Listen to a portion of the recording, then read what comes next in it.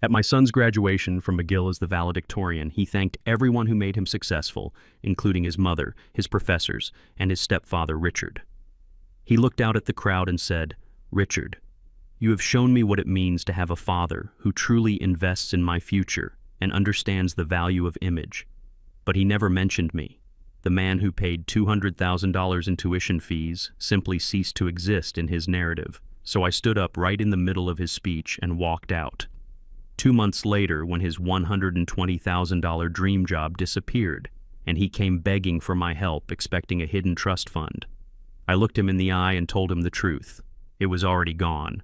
Before I continue this story, let me know where you are watching from in the comments below. Hit like and subscribe if you have ever had to stand up to family who underestimated your worth. I am Eldridge Hayes, 68 years old, and for 40 years my hands have been covered in callus and concrete dust. I am a man who speaks with the foundation of a building rather than the decoration on the facade. People look at me and they see a retired laborer. They see the flannel shirts I wear and the old Ford truck I drive, and they assume my bank account is as empty as the bed of that truck.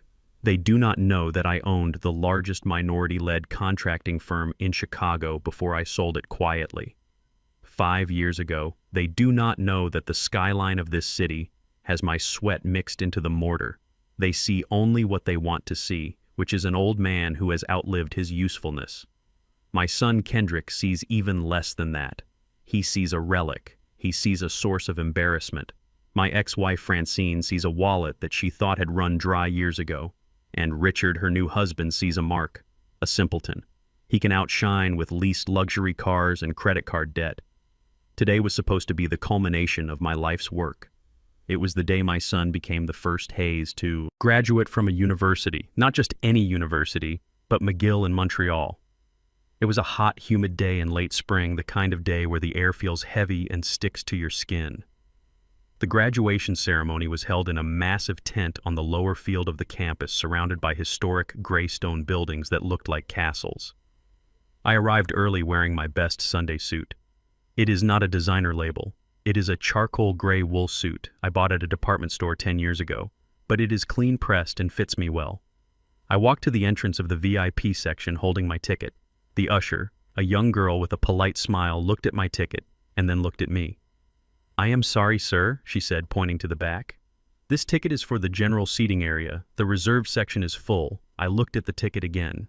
It was the one Kendrick had mailed to me weeks ago. He had told me over the phone that he had secured front row seats for the family. I did not make a scene. I never make scenes. I just nodded and walked to the general seating area, which was nothing more than rows of folding metal chairs set up on the grass far behind the stage. As I found a seat squeezed between a crying baby and a large pillar that blocked half my view, I saw them. In the front row, under the shade of the VIP canopy, sat Francine. She was wearing a hat so large it looked like a satellite dish, and next to her was Richard. He was wearing a cream-colored linen suit that looked expensive from a distance. But I know construction and I know fabric. Up close, I would bet my pension that it was a polyester blend, possibly rented. He was laughing loudly, slapping the back of the dean of the university as if they were old friends. And there sat Meredith, my new daughter-in-law. She is 23 years old with blonde hair and a smile that disappears the moment I enter a room. She was taking a selfie with Richard, captioning it undoubtedly with something about successful families. I sat there in the back, wiping sweat from my forehead with a handkerchief. I felt a familiar tightening in my chest. It was not a heart attack. It was the weight of silence. The silence of knowing that the check for $50,000 for Kendrick's final year of tuition had cleared my account just last month. The silence of knowing that for 4 years I had worked extra consulting jobs just to ensure he graduated without a dollar of student loan debt. I wanted him to start his life at zero, not in the negative. I wanted him to have the freedom I never had. But freedom, it seems, has a way of making people forget the cost of the key. The ceremony began. Speeches were made. Names were called. I watched hundreds of students walk across the stage waiting for my boy. And finally, it was time for the valedictorian address. Kendrick walked up to the podium. He looked sharp. I will give him that. He was wearing a custom-tailored suit beneath his gown. He looked confident, handsome, and utterly detached from the reality of where he came from. He adjusted the microphone and smiled that charismatic smile that always melted his mother's heart. "Thank you, Dean, faculty, and fellow graduates," Kendrick began. His voice boomed through the speakers, reaching all the way back to where I sat behind the pillar. He spoke about resilience, he spoke about vision, he spoke about the future. It was a good speech. Well rehearsed, but then came the acknowledgments. I sat up a little straighter, I adjusted my tie. This was the moment. Every father waits for this moment, the moment your child acknowledges that they did not get there alone. "I want to thank my mother," Francine, Kendrick said, gesturing to the front row. "Your belief in me never wavered. You taught me that I was destined for greatness." Francine stood up, waving her handkerchief, dabbing at dry eyes. The crowd applauded gently. Then Kendrick paused. He looked down at the front row again, specifically at the man in the cream-colored suit. "And I want to give a special thank you to Richard." My breath caught in my throat. Waited for him to say my name next. I waited for him to say, "And to my father Eldridge," but the sentence continued without me. "Richard," he said, his voice thick with emotion. "You came into my life and showed me what it means to be a modern man. You taught me that success is not just about hard work, but about smart positioning. You invested in my future, not just with resources, but with a vision of who I could be. You are the father figure who truly understands the world I am entering. Thank you for showing me that we choose our family based on shared ambition." The crowd erupted in applause. Richard stood up, buttoning his jacket, waving to the crowd with both hands like a politician who had just won an election. Meredith was clapping so hard I thought her bracelets would shatter. Francine was beaming. I sat frozen. The applause around me felt like physical blows. Each clap was a slap in the face. Shared ambition. That was the phrase. Investing in his future, Richard had not paid a dime. I knew this for a fact. Richard was a financial consultant whose own credit score I had checked out of curiosity. It was lower than the temperature in a Chicago winter. But Richard knew how to talk. He knew how to order wine. He knew how to pretend. And apparently that was what my son valued. I looked down at my hands. These hands that had laid brick in freezing rain. These hands that had signed checks for private schools, for summer camps for that semester in Europe. These hands were not sophisticated enough for Kendrick. They were the hands of a worker, and Kendrick was now a man of finance, a man of the mind. I felt something snap inside me. It was not a loud snap. It was the quiet sound of a bridge collapsing under too much weight. I realized in that moment that I was not just unappreciated. I was invisible. I was a utility, a resource to be used and then hidden away, like a ladder after the painting is done. I reached into the inner pocket of my suit jacket. My fingers brushed against a thick envelope. Inside was a cashier's check for $10,000. It was my graduation gift to him. A little nest egg to help him furnish his new apartment or take a vacation before starting work. I had planned to give it to him at the dinner afterwards, quietly, just between men. But now the envelope felt hot in my pocket. It felt like a lie. I stood up. The metal chair scraped loudly against the concrete path.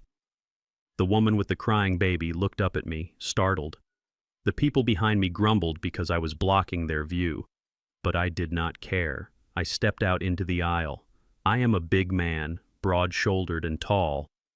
When I move, people tend to move out of the way. I did not look down. I looked straight ahead at the stage. Kendrick was still smiling, basking in the applause for his tribute to Richard. But then his eyes caught movement. He looked up and saw me. We locked eyes across the sea of black caps and gowns. He was hundreds of feet away, but I saw him stiffen. He saw me standing there, a towering figure in gray amidst the seated crowd. He saw me turn my back. He saw me start walking toward the exit, explicitly walking away from him while he was still on stage. The smile faltered on his face. He stumbled slightly on his next word. The microphone picked up a sharp intake of breath. But I kept walking. I walked past the rows of proud parents. I walked past the professors in their colorful robes. I walked past the security guards at the perimeter. The sound of his voice faded behind me, replaced by the rushing of blood in my ears. I reached the large trash cans near the exit gate. I stopped. I pulled the envelope from my pocket. I looked at it one last time. $10,000. That represented 2 months of grueling work on the Harris Project back in the 90s. That represented missed dinners and aching joints. I took the check out of the envelope. The paper was crisp, cool, and heavy. I did not tear it in half quickly. I did it slowly, methodically. I ripped it once down the middle. The sound of the thick paper tearing was more Satisfying than any applause, I ripped the halves again and again until the cashier's check was nothing but confetti. I dropped the pieces into the trash can on top of empty soda bottles and discarded programs. A security guard watched me curiously. "Is everything all right, sir?" he asked, thinking I was perhaps ill or confused. I looked at him, and for the first time all day I smiled. A genuine smile. "Everything is perfect," I said. "I just lightened my load." Then I walked out of the gate and hailed a taxi. I did not go to the hotel. I did not go to the fancy dinner at the French bistro that I knew Richard could not afford. I went straight to the airport. I changed my flight to the next available one back to Chicago. As the plane took off, leaving Montreal and my son behind, I looked out the window. I felt a strange sense of peace. It was the peace of a man who finally realizes that the contract has been breached, and he is no longer obligated to finish the job. The job was done. Kendrick was a man now. He had his real father, Richard. Let Richard pay the bills. My phone began to buzz in my pocket as the plane reached cruising altitude. It was Kendrick. Then Francine. Then Kendrick again. I declined every call. I turned the phone off and ordered a whiskey from the flight attendant. I sipped it slowly, enjoying the burn. The graduation was over. The lesson, however, had just begun. And unlike the tuition I had paid for 4 years, this lesson was going to be free of charge, but the cost to Kendrick would be immeasurable. This was the first day of the rest of my life, the day I stopped being the invisible bank and started being the ghost that would haunt their financial reality. The burger at Saul's Diner costs exactly $5.50. It comes wrapped in wax paper that turns translucent from the grease, and it smells like grilled onions and honest work. It is the kind of meal I have eaten for 40 years. The kind of meal that fills you up without pretending to be something it is not. I sat in the corner booth away from the window watching the steam rise from my coffee. The diner was quiet, mostly filled with night shift workers getting ready to clock in and truck drivers passing through Chicago. There was no classical music playing here, only the low hum of the refrigerator and the occasional clatter of dishes from the kitchen. It was peace. It was reality. But 30 miles away in the downtown district, reality was crashing down on a table covered in white linen. My phone began to vibrate against the Formica tabletop, buzzing angrily like a trapped hornet. I looked at the screen. It was Kendrick. I let it ring once, twice, 3 times. I took a slow, deliberate bite of my burger, savoring the taste of the beef and the sharp tang of the mustard. I was in no rush. I had nowhere to be. The phone stopped ringing, then started again immediately. He was persistent. I will give him that. I wiped my mouth with a paper napkin and slid my finger across the screen, answering the call. I did not put the phone to my ear. Instead, I pressed the speaker button and set it down next to my plate. I wanted to hear him clearly, but I did not want his panic to touch me. "Bozeman, Dad, where are you?" Kendrick's voice was high-tight and laced with a fear he was trying desperately to disguise as anger. "You ruined everything today. You humiliated me in front of the dean, in front of everyone, and now you are not even answering your phone." I took a sip of coffee before speaking. My voice was calm, steady, deep. It was the voice of a man who was sitting on firm ground, talking to a man who was drowning. "I am eating dinner, Kendrick," I said simply. "A cheeseburger. You should try one sometime. It is good for the soul." "This is not funny, Dad," Kendrick hissed, and in the background I could hear the distinct murmur of a crowded restaurant and the clinking of silverware. I could hear the nervous laughter of his wife Meredith trying to smooth over an awkward silence. "Dad, we have a situation here. A technical situation. The restaurant system is down or something. They cannot process Richard's card. It is a glitch with his international accounts because most of his assets are in Switzerland. You know how these high-level banking systems are?" I almost laughed out loud. High-level banking systems. It was the oldest excuse in the book. The only thing Richard had in Switzerland was likely a fantasy, but I stayed silent, letting Kendrick fill the dead air with his desperation. "Dad, look, the bill is $5,000, Kendrick said, his voice dropping to a whisper so the guests would not hear. "We ordered the vintage champagne and the Wagyu beef. Everyone is waiting to leave. The manager is standing right here, looking at us. It is embarrassing, Dad. You need to transfer the money to me right now. Just cover it this one time to save face. I will pay you back as soon as my signing bonus comes in. Consider it an apology for the stunt you pulled at graduation." I looked at the grease stain on my paper napkin. "An apology. He wanted me to pay $5,000 as an apology for him ignoring me. He wanted the man he was ashamed of to save the man he was proud of. The irony was so thick I could almost taste it like bad milk. I leaned closer to the phone, Kendrick. I said slowly, "Listen to me very carefully. You stood on that stage today and you told the world that Richard was the man who made you. You said he invested in your future. You said he taught you the value of image and positioning. You chose him, Kendrick. You chose his version of the world. But Dad, this is an emergency," Kendrick pleaded, his voice cracking.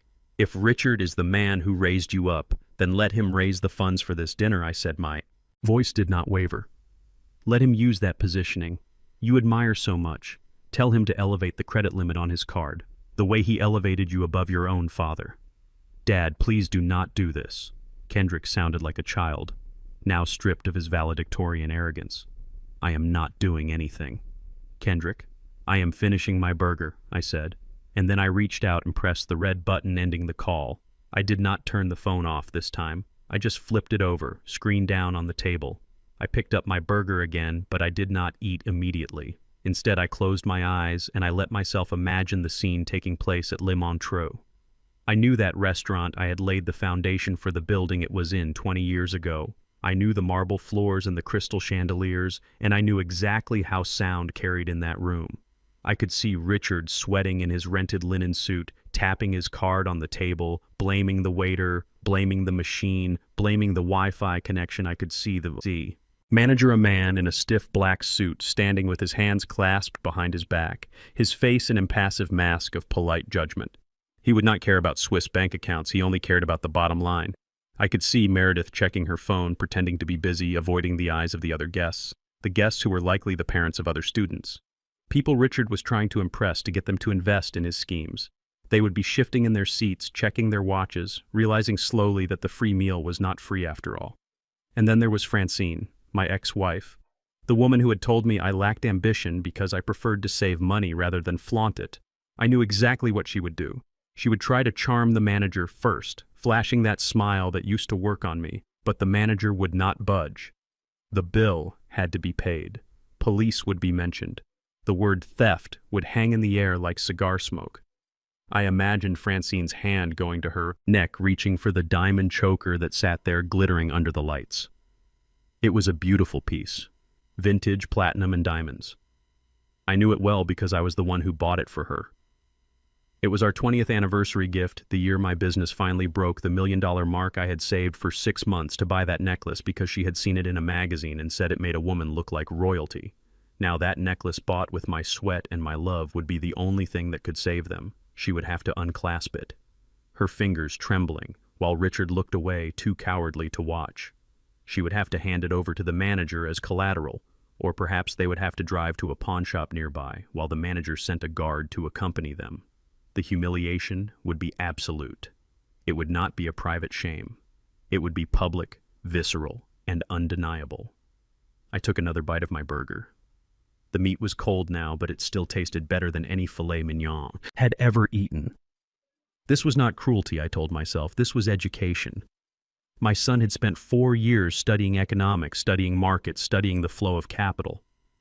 But he had missed the most basic lesson of all. You cannot spend what you do not have, and you cannot rely on a foundation built on sand. Richard was sand, I was rock. And tonight, Kendrick was learning that sand shifts when the tide comes in. The phone buzzed again. I ignored it. It buzzed a third time. I ignored it. They were drowning.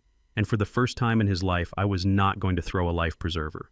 I had thrown life preservers for 24 years. I had swam out and carried him on my back every time he got a cramp. And because of that, he never learned to tread water. He never learned that the ocean does not care who your stepfather is. I waved at the waitress, Betty, who had been working at Sal's since before Kendrick was born. She walked over with the coffee pot, refilling my mug without me asking. "You all right there?" Elsie asked, looking at the vibrating phone on the table. "You seem popular tonight." "Just spam calls, Betty," I said, smiling at her. "Just people trying to sell me things I do not need." She laughed, a warm, raspy sound. She wiped the table with a rag. "You tell them, Elle, we got everything we need right here." I pulled a $20 bill from my wallet. The bill for my meal was only $5.50. The rest was for her. Betty had 3 kids and a husband on disability. She never asked for help. She just worked double shifts and served coffee with a smile. She was worth 10. Richard's, she was worth 100. Meredith's, keep the change. Betty, I said, standing up and buttoning my flannel jacket. You sure, Elle? This is too much, she said, looking at the bill. It is value for service, Betty, I said, putting on my cap. It is an investment in the future. I walked out of the diner into the cool Chicago night. The air smelled of rain and asphalt. My truck was parked under a street lamp, looking old and battered next to a shiny new sedan, but my truck was paid for. My truck had an engine that would run for another 100,000 miles. My truck was mine. As I unlocked the door, I wondered if Francine was crying right now. I wondered if Kendrick was screaming at Richard, or if they were all sitting in the car in silence, driving home in disgrace. I felt a twinge of sadness, not for them but for the time I had wasted trying to buy their love, trying to be the provider they wanted instead of the father they needed. I had spent so many years trying to prove I was successful enough for them. But tonight, I realized that my success was not the problem. Their definition of it was. I started the engine. It roared to life, a deep guttural sound that vibrated through the steering wheel. I backed out of the parking space and turned onto the main road heading home. Not to a penthouse, not to a mansion, but to a 3-bedroom house with a paid-off mortgage and a roof. I had shingled myself. I was going home to sleep. The sleep of the just while my son and his new family faced their first sleepless night of many. The bill of vanity is expensive, I thought, as I merged onto the highway. It charges interest. And tonight the first installment was due. I turned on the radio, letting the blues fill the cab of the truck, telling stories of heartache and redemption. I was just another character in the song now, but for the first time in a long time I was singing the chorus instead of just listening to the blues. I was the conductor of this train, and it was moving exactly where I wanted it to go. The rearview mirror was empty, the road ahead was clear, and I drove on, leaving the invisible man behind in the dust, ready to become something else entirely. Something they would not be able to ignore even if they tried. 1 month later, I stood in the lobby of a building called The Pinnacle. It was one of those glass towers in downtown Chicago that pierce the clouds like a needle. It was the kind of place where the air conditioner is set so cold you forget. It is summer outside and the doorman looks at your shoes before he looks at your face. I was wearing my best clean work boots and a fresh plaid button-down shirt, but I could feel the doorman tracking the invisible dust on my hem. He asked for my name 3 times before he finally let me up to the 42nd floor. The elevator ride was fast and silent, just like the rise of my son's ego. When the doors opened, I stepped into a hallway that smelled of lavender and money. Kendrick was waiting for me at the door of apartment 42B. He was not smiling. He looked like a man who was fulfilling an obligation, a man checking a box on a tedious to-do list. He was wearing a slim-fit navy suit even though it was a Saturday, and he held a glass of scotch in his hand, looking for all the world. Like a young Richard. Come in. Dad, he said, stepping aside but not offering a hug. Try not to touch the walls. We just had the painters touch up the trim. I walked inside. The apartment was breathtaking. I will admit that it had floor-to-ceiling windows that offered a panoramic view of Lake Michigan. The floors were polished concrete and the furniture was all sharp angles and white leather. It looked like a museum exhibit, not a home. There were no photos of family. There were no books on the shelves, just decorative vases that looked like they cost more than my truck. Meredith emerged from the kitchen holding a glass of white wine. She was wearing a silk dress that shimmered in the afternoon light. She looked at me, and then her eyes darted immediately to my boots. "Oh, hi, Eldridge," she said. Her voice was light and airy, but it lacked any real warmth. "We are so glad you could make it to see our new sanctuary." "It is a nice place," I said, keeping my hands in my pockets. "It has good bones." Meredith laughed, a high tinkling sound that grated on my nerves. "Oh, it is more than just bones. Eldridge, this is the lifestyle. This is what success looks like." I walked further into the living room, intending to sit down on the massive white sectional sofa that dominated the space. My knees were aching from a week of laying subfloor in a basement in the suburbs, and I just wanted to rest for a moment. But before I could lower myself, Meredith rushed forward, her hand raised like a traffic cop. "Oh, wait, Eldridge," she said, her eyes wide with mock panic. "Please do not sit there. That is Italian leather. We had it imported specifically for this room, And you know how denim can transfer dye. It stains terribly. Maybe you can sit on the bar stool instead. I froze halfway down and then straightened up slowly. I looked at the sofa, then at my jeans, which were washed so many times they were practically gray, then back at Meredith. She was smiling, but her eyes were cold, hard flint. She was telling me I was dirty. She was telling me I was contamination in her pristine world. I walked over to the kitchen island and sat on a hard metal stool. It was uncomfortable and cold against my back. Kendrick leaned against the counter, swirling his scotch, avoiding my eyes. "Look at that view, Dad," Meredith said, walking to the window and spreading her arms wide. "You can see the whole city from here." Kendrick and I were just saying how inspiring it is to look down on everything. It puts things in perspective, doesn't it? Only people with a true financial mindset like Kendrick and Uncle Richard act with this kind of vision. You have to be above the noise to lead the noise. I looked out the window, I saw the city, yes, but I did not see it the way she did. I saw the crane in the distance that I had operated in '89. I saw the brickwork on the library tower that my crew had restored in '95. I saw the sweat and the aching muscles and the frozen fingers that built the view she was so proud of. You know, Meredith, no? I said quietly. Building a house is different than just living in one. You have to understand the foundation before you worry about the view. Meredith sighed, a sound of exaggerated patience. That is such an old-fashioned way of thinking, Eldridge. That is why you are still where you are and Kendrick is here. You labor with your hands. Kendrick labors with his mind. It is a different tax bracket for a reason. It is about leverage. She turned to grab a bottle of water from the fridge, and that is when I saw it. On the marble counter, amidst a pile of unopened mail, lay a thick document bound with a paperclip. It was the lease agreement. My instincts kicked in. The same instincts that told me when a retaining wall was about to buckle, or when a client was trying to stiff me on materials. I reached out and slid the document toward me. "What are you doing, Dad?" Kendrick asked, pushing off the counter. "I am reading the contract," I said, putting on my reading glasses. I flipped past the first page, past the flowery language about luxury amenities, and went straight to the terms and conditions section. I have read thousands of contracts in my life. I know where the bodies are buried. My eyes scanned the small print. Clause 14 subsection B, lease term, 24 months fixed.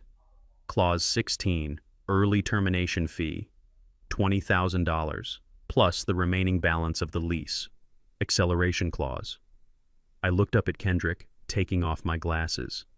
"Son, did you read this before you signed it?" "Of course I read it," Kendrick said defensively. "It is a standard high-end lease." "Dad, it is not standard," I said, my voice firm. "It is predatory. You are locked in for 2 years at $4,000 a month. That is nearly $100,000 just in rent. And if you lose your job or need to move, this acceleration clause means you owe them the full amount immediately, usually within 30 days. Did you negotiate a break clause for employment termination?" Kendrick laughed, and it was an ugly, arrogant sound. "Lose my job, Dad. Just got the job. I am a vice president of strategy. I am making $120,000 a base salary plus bonuses. I am not some day laborer who gets laid off when it rains. This is corporate America. We have contracts. We have security." "And Richard advised you on this?" I asked, looking back at the paper. "Richard said it was a steal," Meredith interjected, coming to stand beside her husband, wrapping a possessive arm around his waist. "He said that living in a building like this is an investment in our personal brand," he said. "Clients need to see that we are successful before they trust us with their money." I stood up from the stool. The metal legs scraped against the polished floor, making a sound that made Meredith wince. I looked at the two of them standing there in their expensive clothes in their rented tower, drunk on an arrogance that they had not earned. They were children playing dress-up in a minefield. "You are spending 50% of your take-home pay on rent," I said, doing. Chai, the math allowed 50%. Kendrick, that leaves you no room for savings, no room for emergencies, and no room for error. If anything happens, if the wind shifts, you are going to fall, and it is a long way down from the 42nd floor. "Oh my God, stop it," Meredith snapped, slamming her wine glass down on the counter. "You are just jealous. Eldridge, admit it. You are jealous that your son has surpassed you at 24. You want him to live in some small, dark house like you do, saving every penny for a rainy day that never comes. Well, guess what? The sun is shining up here.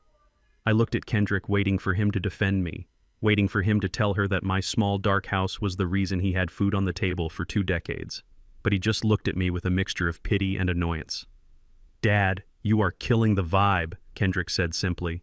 "We invited you here to celebrate, not to have a lecture on fiscal responsibility from someone who drives a 15-year-old Ford. Look, I make more in a month. I make more than you probably make in a season. The world has changed. You do not need to worry about me. I have Richard's guidance now." I nodded slowly. I folded my glasses and put them back in my pocket. I felt a profound sadness settle over me. Not for myself, but for him. I saw the cliff he was driving toward, and I knew he had cut the brake lines because Richard told him it would make the car go faster. "Fine," I said. "I will not say another word. I just wanted to see where you were living. It is a beautiful view, Kendrick. Just remember that glass is fragile." I turned to the door. My heavy boots thudded softly against the concrete floor. I felt like an intruder in my own son's life.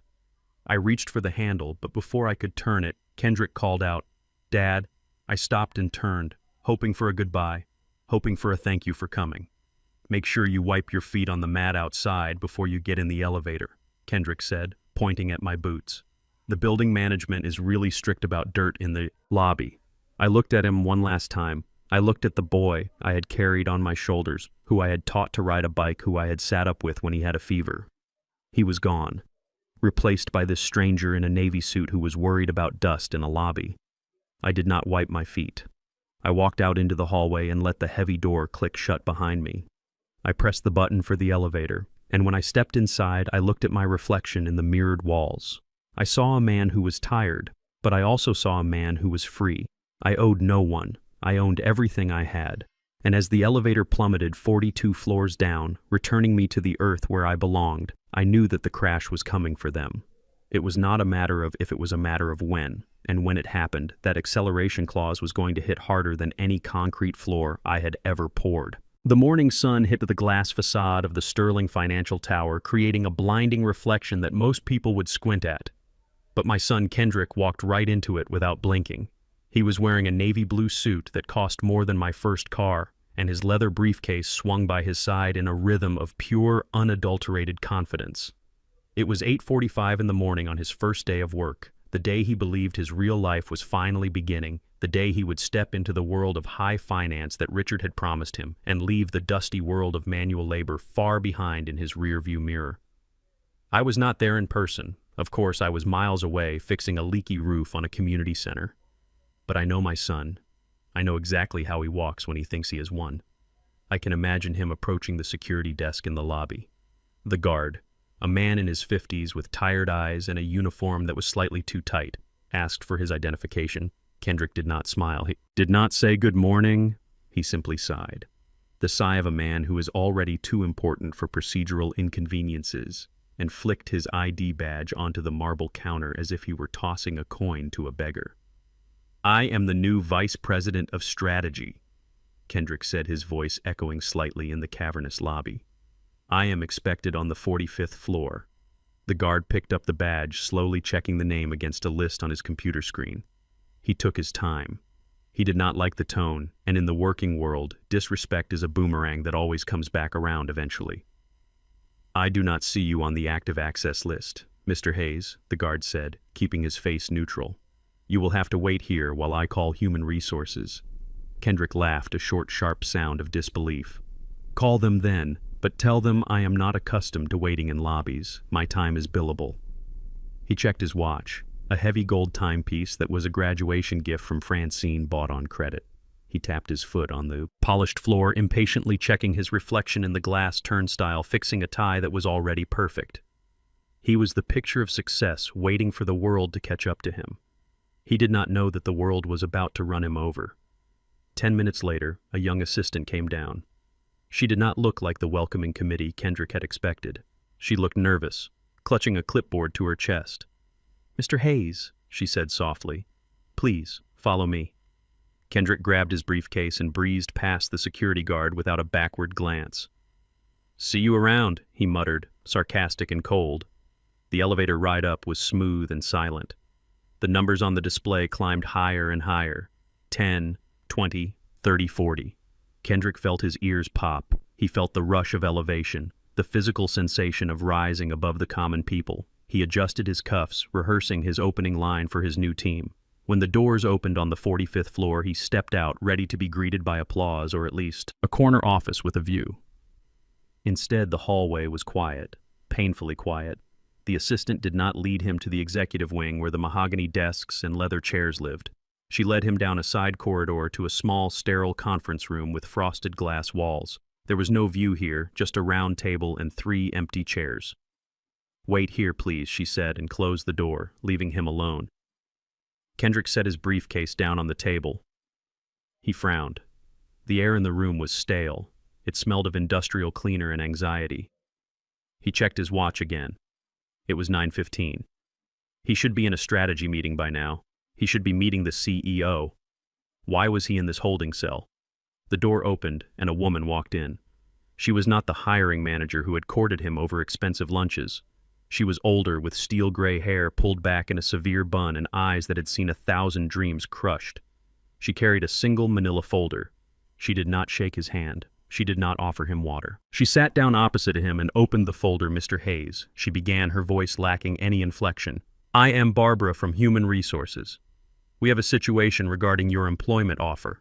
Kendrick smiled, his charm switch flipping on automatically. "Barbara, nice to meet you. I assume there is some paperwork to finalize before I get my badge." The security downstairs was a bit of a nightmare. Barbara did not smile back. She looked at him over the rim of her glasses. "Mr. Hayes, over the weekend, Sterling Financial was acquired by a private equity firm from New York. As part of the acquisition terms, there has been an immediate restructuring of all non-essential departments. The strategy division has been dissolved, effective immediately." Kendrick blinked. He heard the words, but his brain refused to process them. "Dissolved?" He chuckled nervously. "I do not understand, Barbara. I was hired 2 weeks ago. I have my offer. Letter right here in my briefcase. I am the Vice President of Strategy Correction." Barbara said, flipping a page in her folder. "You were hired for a position that no longer exists. Your employment has been terminated before it began." The room suddenly felt very small. Kendrick stood up, his chair scraping loudly against the floor. "Terminated? You cannot terminate me. I have not even logged into my computer yet. This is a mistake. Call the CEO. Call Richard Kavanaugh. He knows the board. He recommended me." "Mr. Kavanaugh has no standing here," Barbara said calmly. "And there is no mistake. We are cutting 20% of our workforce today. You are simply the first because you have no tenure and no severance package." "No tenure?" Kendrick's voice rose an octave, shaking with panic. "Listen to me. I moved here for this job. I signed a lease on a penthouse apartment 2 days ago, a 2-year lease at $4,000 a month. I bought a BMW on finance based on this salary. You cannot just tell me the job is gone. I have financial obligations." Barbara closed the folder. The sound was final, like a gavel hitting a block. "Mr. Hayes, I suggest you look at your offer letter, specifically paragraph 4, clause C. It states clearly that this is at-will employment. That means the company reserves the right to terminate the relationship at any time, for any reason, or for no reason at all, with or without notice. You have a master's in finance, do you not? You should understand what at-will means." Kendrick felt the blood drain from his face. At-will. It was a legal term he had studied in textbooks, a concept that applied to other people, to factory workers, to laborers like his father. It was not supposed to apply to him. He was talent. He was an asset. "But I have costs." Kendrick stammered, his arrogance evaporating, leaving only a scared boy in a suit meant for a man. "You have to pay me something, a signing bonus, a month of salary, anything. We owe you nothing, Mr. Hayes." Barbara said, standing up. "In fact, since you have not completed a single day of work, you are not even eligible for unemployment benefits. Security will escort you out of the building immediately. Please return your guest badge at the desk." She walked to the door and held it open. 2 security guards were already waiting in the hallway. Not the tired man from the lobby, but 2 large men with stone faces. They stepped forward, blocking the exit path, forcing Kendrick to grab his briefcase and walk between them. "This is insane," Kendrick muttered as they marched him to the elevator. "I will sue you. Do you hear me? I will sue this entire company. My lawyer will be in touch by noon." Barbara did not even look up from her clipboard as the elevator doors closed, shutting him out of the world he thought he owned. The ride down was fast. It felt like falling. The numbers on the display dropped 50, 40, 30. Kendrick leaned against the metal wall trying to catch his breath. His heart was hammering against his ribs. The penthouse, the car, the furniture, the credit cards. He had leveraged everything on the promise of that monthly paycheck. He was negative $5,000 a month before he even bought groceries. He stumbled out into the lobby. The guard at the desk looked up and saw Kendrick being escorted out by security. The guard did not say a word. He just went back to his computer, a faint smile playing on his lips. Kendrick pushed through the revolving doors and spilled out onto the sidewalk. The city noise hit him like a physical blow. Sirens, horns, the chatter of millions of people who had jobs, who had places to go. He stood there on the concrete, feeling the heat of the sun on his neck. It was not a spotlight anymore. It was an interrogation lamp. He reached into his pocket with trembling hands and pulled out his phone. He needed a lifeline. He needed the man who had set this all up, the man who had told him to lease the apartment, who had told him to buy the car, to look the part. He dialed Richard's number. He held the phone to his ear, pressing it hard against his head, blocking out the street noise. Ring, ring, ring. Come on, Richard, pick up. Richard, pick. Kendrick whispered, sweat dripping down his temple. Pick up, pick up, pick up. The ringing stopped and the automated voicemail clicked on. You have reached the private number of Richard Kavanaugh. I am currently traveling on business and will be unreachable. Please leave a message. Kendrick stared at the phone. Traveling on business. Richard was supposed to be in town having lunch with him today to celebrate the first day. The call ended. Kendrick dialed again. Straight to voicemail. He dialed Francine. She answered on the second ring. Mom. Kendrick gasped. Mom, they fired me. They fired me before I even started. What? Francine shrieked, her voice piercing through the speaker. That is impossible. Richard said that job was a lock. Where is Richard? Put him on the phone. I cannot reach him, Kendrick said, tears of frustration welling in his eyes. He is not answering, Mom. I am in trouble. I have the lease, the car. They said, I get nothing. There was a silence on the other end of the line, a long, heavy silence. Then, Francine spoke, and her voice was small, terrified. Kendrick, honey, Richard left the house early this morning. He took his passport. He said he had an urgent meeting in the Cayman Islands. I thought he was joking. Kendrick lowered the phone slowly. The street around him seemed to tilt. The skyscrapers looked like they were leaning in, ready to crush him. Richard was gone. The job was gone. And he was standing on the sidewalk in a $2,000 suit with a lease he could not break and a father he had disowned. He looked at his contact list. He scrolled past my name. Eldridge. He hovered over it for a second, his thumb trembling, but he could not do it. Not yet. The shame was too fresh. The arrogance was bruised but not broken. He put the phone back in his pocket and started walking. He did not know where he was going. He just knew he could not go back to the penthouse, and he certainly could not come to me. He was walking into a storm without an umbrella, and for the first time in his life he was realizing that the rain does not care how expensive your suit is. It soaks you to the bone just the same. And as he walked, disappearing into the crowd of strangers, he looked just like everyone else, invisible, desperate, and alone. Kendrick ran 3 blocks to the offices of Kavanaugh Wealth Management. His expensive Italian leather shoes slapped against the hot pavement, and sweat stained the armpits of his $2,000 suit. He was not running for exercise. He was running for his life. He needed Richard. He needed the man who had the answers, the man who knew how to manipulate the system. He needed the father figure who had promised him that the rules of ordinary men did not apply to the elite. The office was located in a boutique building in the financial district, a place with marble columns and gold lettering on the glass doors. It was the kind of building designed to make people feel safe, designed to whisper old money and stability. But as Kendrick turned the corner, his lungs burning and his heart hammering against his ribs, the whisper turned into a scream. There were no luxury sedans parked out front. There were 3 black SUVs with government plates and 2 police cruisers with their lights flashing, silently reflecting blue and red off the windows of the skyscrapers. A crowd had gathered on the sidewalk, people holding phones up filming the spectacle.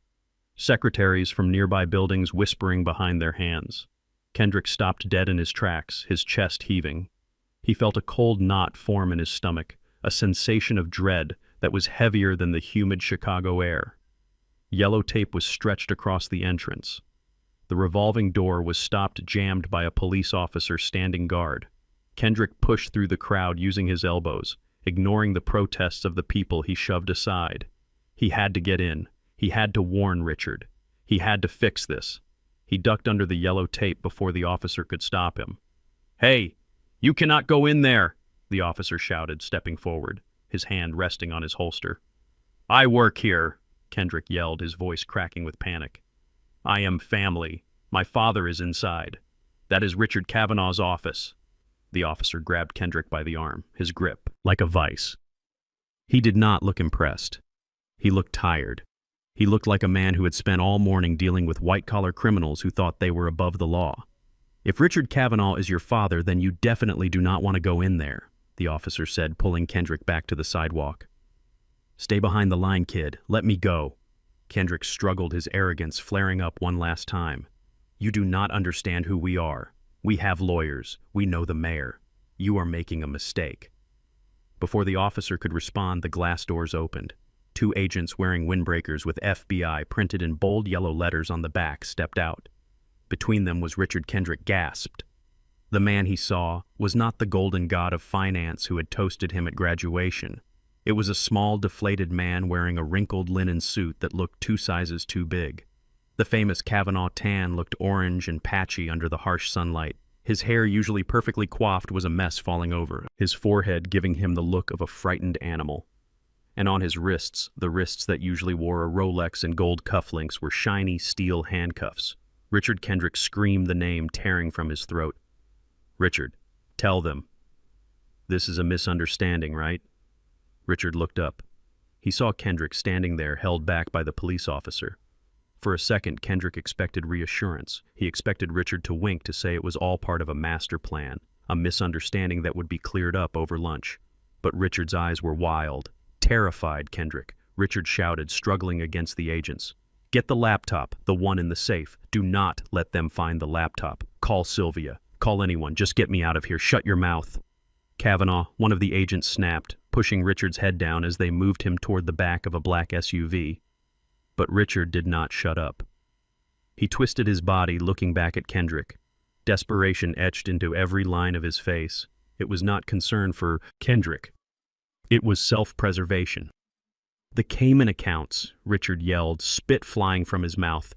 "Use your signature. The codes are in your name. Kendrick, transfer everything before they freeze it. Do it now." The agent shoved Richard into the car and slammed the door. The sound echoed like a gunshot, final and deafening. Kendrick stood frozen on the sidewalk, the words ringing in his ears. "Use your signature. The codes are in your name." What was he talking about? What Cayman accounts?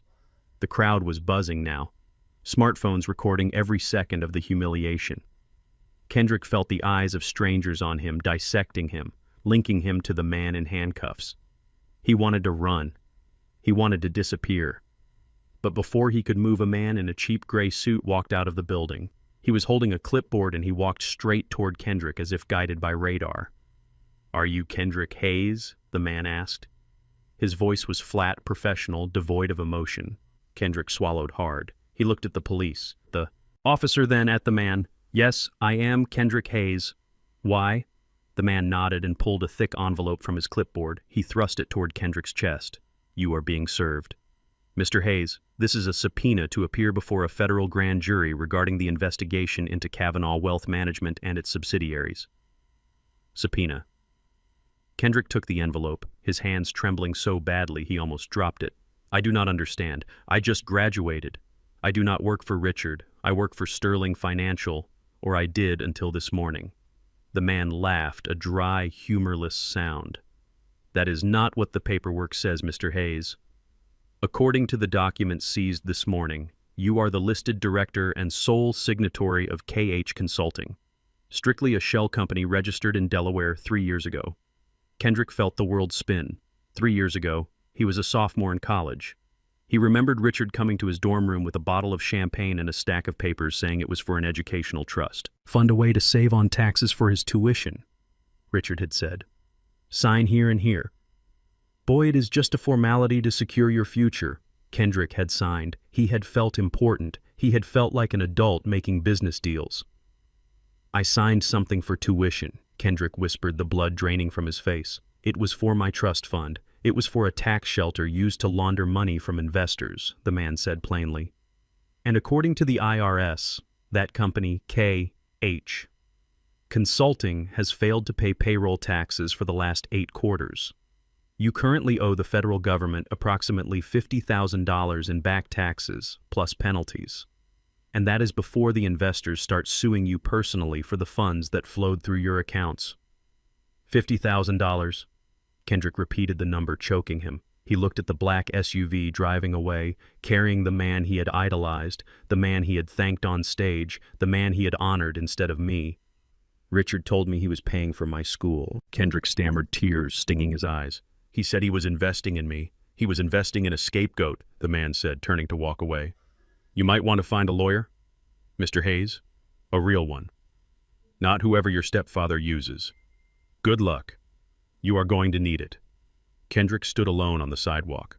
The crowd began to disperse. The show was over. The circus had left town, leaving behind only the clown. Kendrick looked down at the envelope in his hands. It was heavy, terrifyingly heavy. Inside were papers that proved he was not a prodigy. He was a patsy. He realized with a sick clarity that Richard had never paid a dime of his own money for Kendrick's education. He had used Kendrick's name to open credit lines to create fake companies to hide debt. Richard had not raised him up. Richard had built a house of cards on Kendrick's back, and now the wind had blown. Kendrick looked at his reflection in the glass of the building. The navy suit suddenly felt like a costume. The briefcase felt like a prop. He was 24 years old. He had no job. He had a lease. He could not pay, and now he owed the federal government $50,000 because he had trusted a man who told him what he wanted to hear instead of a man who told him the truth. He thought of me then. He thought of Eldridge Hayes, the man with the calloused hands and the silent demeanor. He thought of the checks I had written, the ones drawn on a real bank account backed by real labor. He thought of how I had warned him about reading the fine print, about understanding the foundation. He wanted to scream. He wanted to throw the subpoena into the gutter and run away. But there was nowhere to run. The law has long arms, and debt has a way of finding you no matter where you hide. He sat down on the curb, ignoring the dirt that would stain his trousers. He put his head in his hands. The city of Chicago towered over him, indifferent and cold. He was not a master of the universe. He was not a vice president. He was just a boy who had been played. For a fool. His phone buzzed in his pocket. It was Meredith asking if he had fixed the credit card issue, asking if they could still go shopping for curtains later. He laughed, a broken, sobbing sound. Shopping? She had no idea. She was waiting for a golden goose, and he was coming home as a plucked chicken. He stood up slowly, his legs feeling like lead. He had to tell her. He had to tell someone. But as he looked at the contacts in his phone, he realized he had burned the only bridge that could support this kind of weight. He had walked out on the only man who would have read that contract for him. Richard was gone, taken by the FBI. Francine was likely at home hyperventilating about her social status, and Kendrick was left holding the bag. The investment was complete, and the return was absolute ruin. He started walking toward the subway station, because he knew without looking that his credit cards, the ones Richard had set up for him, were already dead, just like his dreams. The sound of metal sliding against a whetstone is a specific kind of rhythm. It is a sound I have known for 50 years. A scrape, a pause, and a scrape. Again. It is the sound of preparation. It is the sound of a man taking a dull, useless edge and turning it into something sharp, something capable of doing work. I was in my garage, standing at the workbench under the single bulb that hummed with a low yellow light. Outside the sky was dark and threatening rain. The kind of heavy Midwest storm that turns the sky green before it breaks. Inside it was just me and my tools. I was cleaning my favorite trowel, a Marshalltown brick trowel, with a leather handle worn smooth by the grip of my palm. This tool had laid the bricks for the library downtown. It had spread the mortar for the hospital wing where Kendrick was born. It was not just a piece of metal. It was an extension of my arm. I heard the car before I saw it. It was not the confident roar of the luxury sedan Kendrick had leased just weeks ago. It was the desperate whining engine of an Uber, a car that had clearly seen too many miles. The doors slammed shut, not with authority but with panic. Then came the footsteps, heavy and hurried, crunching on the gravel driveway. I did not look up. I kept my rhythm. Scrape, pause, scrape. I knew who it was. Desperation has a very specific walk.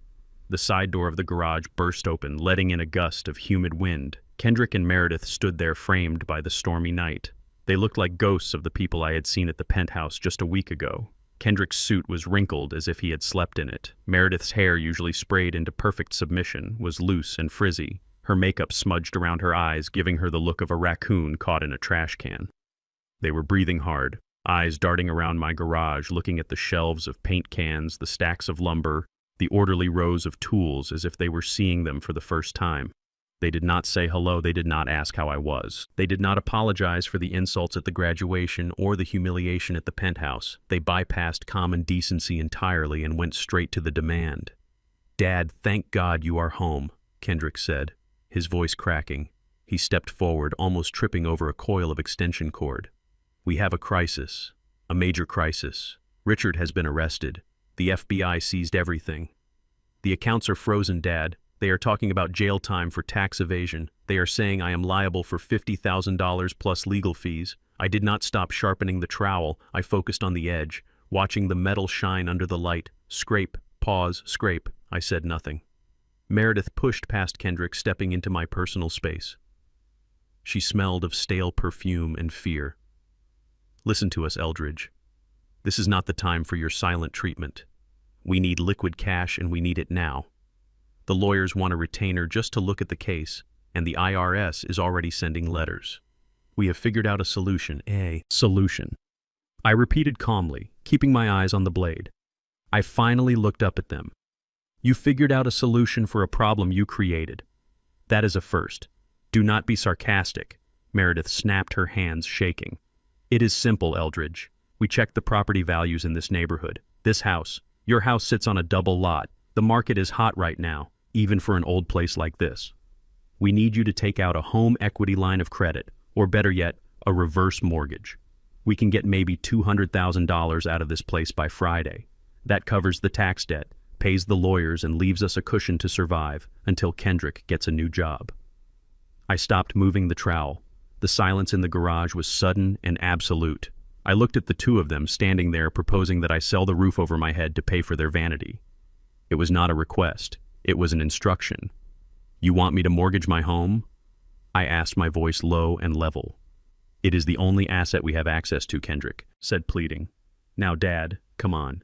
You are one man living in a 3-bedroom house. It is ridiculous. You do not need all this space. The heating bills alone must be a waste. You can downgrade, get a small condo, or move into a senior living facility. We saw a brochure for one nearby." "It is nice, Dad. They have activities." "Activities." I chuckled, a dry, soundless laugh. "You think I need activities, Kendrick? My activity is living in the house I built with my own 2 hands. Meredith rolled her eyes, a gesture of pure impatience. "Oh, please, spare us the sentimental speech, Eldridge. It is just wood and brick. It is an asset meant to be leveraged. This is an emergency. Kendrick is your son. If he goes to prison, his career is over. His life is over. Do you want that on your conscience? Do you want to be the reason your son fails because you were holding on to a dusty old house?" I looked around the garage. I looked at the rafters where I had carved my initials and Francine's initials back in 1982. I looked at the workbench, which was made from the leftover timber of the first big contract I ever won. This house was not an asset. It was a timeline of my life. Every scratch on the floor, every layer of paint on the walls held a memory. I had paid off the mortgage 15 years ago specifically, so I would never have to answer to a bank again, and now they wanted to drag me back into debt.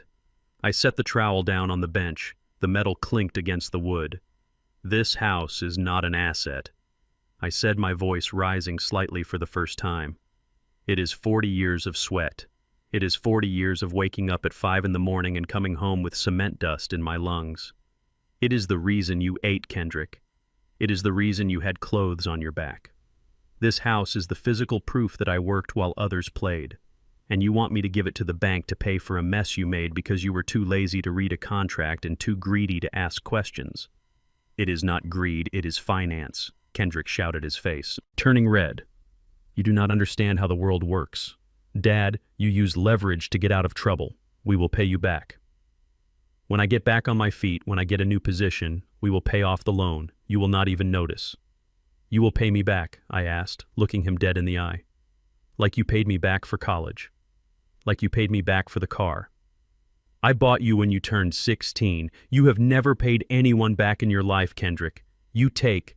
That is what you do. You consume. That is unfair, Meredith screamed, slamming her hand on the workbench, startling a spider that was crawling near the vise. We are offering you a chance to be useful, Eldridge. For once in your life, you can actually help your son instead of just judging him. But no, you would rather hoard this pile of bricks. You are selfish, that is what you are. You are a selfish, bitter old man who wants to see us fail, so you can say I told you so. I picked up the trowel again. I tested the edge with my thumb. It was sharp, razor sharp. Get sharp. Out, I said softly. What? Meredith asked, blinking. I pointed the trowel at the door. Get out of my garage, get out of my house. Do not come back until you learn the value of $1 and the value of respect. Dad, please, Kendrick stepped forward, tears streaming down his face. They are going to ruin me. You ruined yourself, I said, turning my back on them and returning to the whetstone. Scrape, pause, scrape. The rhythm returned, comforting and final. I heard them huff in frustration. I heard the shuffling of their feet as they turned to leave. They walked out into the rain, the storm finally breaking overhead, thunder rumbling in the distance like a gavel coming down. As the door was closing just before the latch clicked shut, I heard Meredith's voice, barely a whisper, but carried by the wind, clearly to my ears. Selfish old bastard, she muttered to Kendrick. He is going to die soon anyway, and he cannot take it with him. We will get it all, eventually. We just have to wait. The door clicked shut. I stopped, sharpening. The garage was quiet again, save for the drumming of rain on the metal roof. I stood there staring at the sparks that had flown from the metal. I felt a coldness settle in my chest, a coldness that had nothing to do with the weather. She was right about one thing. I could not take it with me when I died, but she was wrong about the rest. She thought she just had to wait. She thought inheritance was a law of nature, inevitable and guaranteed. She did not know that I could rewrite the laws. I reached for my phone, which was sitting on a shelf covered in a fine layer of sawdust. I dialed a number I knew by heart. It was not a family member. It was not a friend. It was Sylvia Ross, my attorney. Sylvia answered on the second ring, her voice sharp and professional, even at this hour. Eldridge, she said, is everything all right? Everything is clear, Sylvia, I said, looking at the trowel, looking at the house that was built on sweat and love. Not everything needs to be preserved. Some things need to be restructured. I need to make an amendment to my will, and Sylvia, I need to liquidate the trust fund entirely. Tonight, she asked, surprised. Tonight, I said. Tomorrow morning, I am going shopping. I have some investing to do. And it is not going to be in family. I hung up the phone and turned off the light. The garage plunged into darkness, but for the first time in a long time I saw the path forward with absolute clarity.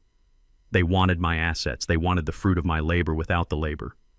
Well, they were about to learn that when you chop down the tree to get the fruit, you end up with nothing but wood chips, and I was done being the tree. I was not there in the room when the betrayal happened, but I know the players on that stage so well that I can recite their lines before they speak them. I can close my eyes and see the scene unfold with crystal clarity. It would have been at Francine's house, a sprawling colonial estate that Richard had bought with other people's money. It was a house filled with white furniture that you were afraid to sit on, and art that was bought by the square foot. Rather than for its beauty, Kendrick and Meredith had fled there after leaving my garage, seeking shelter from the storm and from the truth. They were sitting in Francine's living room, huddled together like shipwreck survivors washed up on a beach of expensive Persian rugs. Kendrick was likely pacing the length of the room, his hands running through his hair, his mind racing with the image of federal agents and tax liens. Meredith would have been on the sofa nursing a glass of Francine's best vodka, her mascara running down her cheeks, her mind calculating the damage to her reputation. My ex-wife Francine was there too. Frantic and terrified, she had just watched her husband being dragged away in handcuffs, and now she was watching her son unravel. She was a woman who had spent her entire life running away from discomfort, running away from the reality that money is finite. She looked at Kendrick, her golden boy, and saw him crumbling. He was talking about jail. He was talking about ruin. He was crying. The ugly tears of a child who has broken a toy he cannot fix. "We are finished, Mom," Kendrick sobbed, his voice echoing off the high ceilings. "I owe $50,000. The IRS does not negotiate. Richard used my name. Mom, he used me as a shield. And now I am going to prison." Francine fluttered around him, her silk robe trailing behind her like the wings of a nervous moth. "Don't say that, Kenny," she pleaded. "There has to be a way. Richard always had a plan. Maybe it is just a misunderstanding." "There is no misunderstanding," Meredith snapped, looking up from her drink. "Richard is a crook, and because of him we are homeless and destitute. We went to Eldridge. We begged him for help, expecting him to have a shred of decency, but he threw us out. He told us to get out of his garage. He would rather see his son rot in a cell than part with his precious house." Francine stopped pacing. Her eyes went wide. She looked at Kendrick and then at the antique desk in the corner where she kept her important papers. A memory surfaced through the fog of her panic. A memory from 20 years ago when I was still the man she was married to, when I was the one paying the bills and securing the future. "Wait," she whispered, her hand going to her mouth. "Wait a minute. Eldridge isn't broke. He isn't just sitting on that house." "What are you talking about?" Meredith asked, her eyes narrowing. Francine rushed to the desk, tearing open drawers, tossing aside unpaid bills and invitation cards for charity galas she could no longer afford. She was digging frantically, looking for a file that had gathered dust for 2 decades. "I remember signing something," she muttered almost to herself. "It was when Kendrick was 5 years old. Eldridge was obsessed with the future. He was making good money, then really good money from the stadium contract. He insisted on setting something aside." Kendrick stopped crying. He watched his mother with a mix of confusion and desperate hope. "What are you looking for?" "Mom."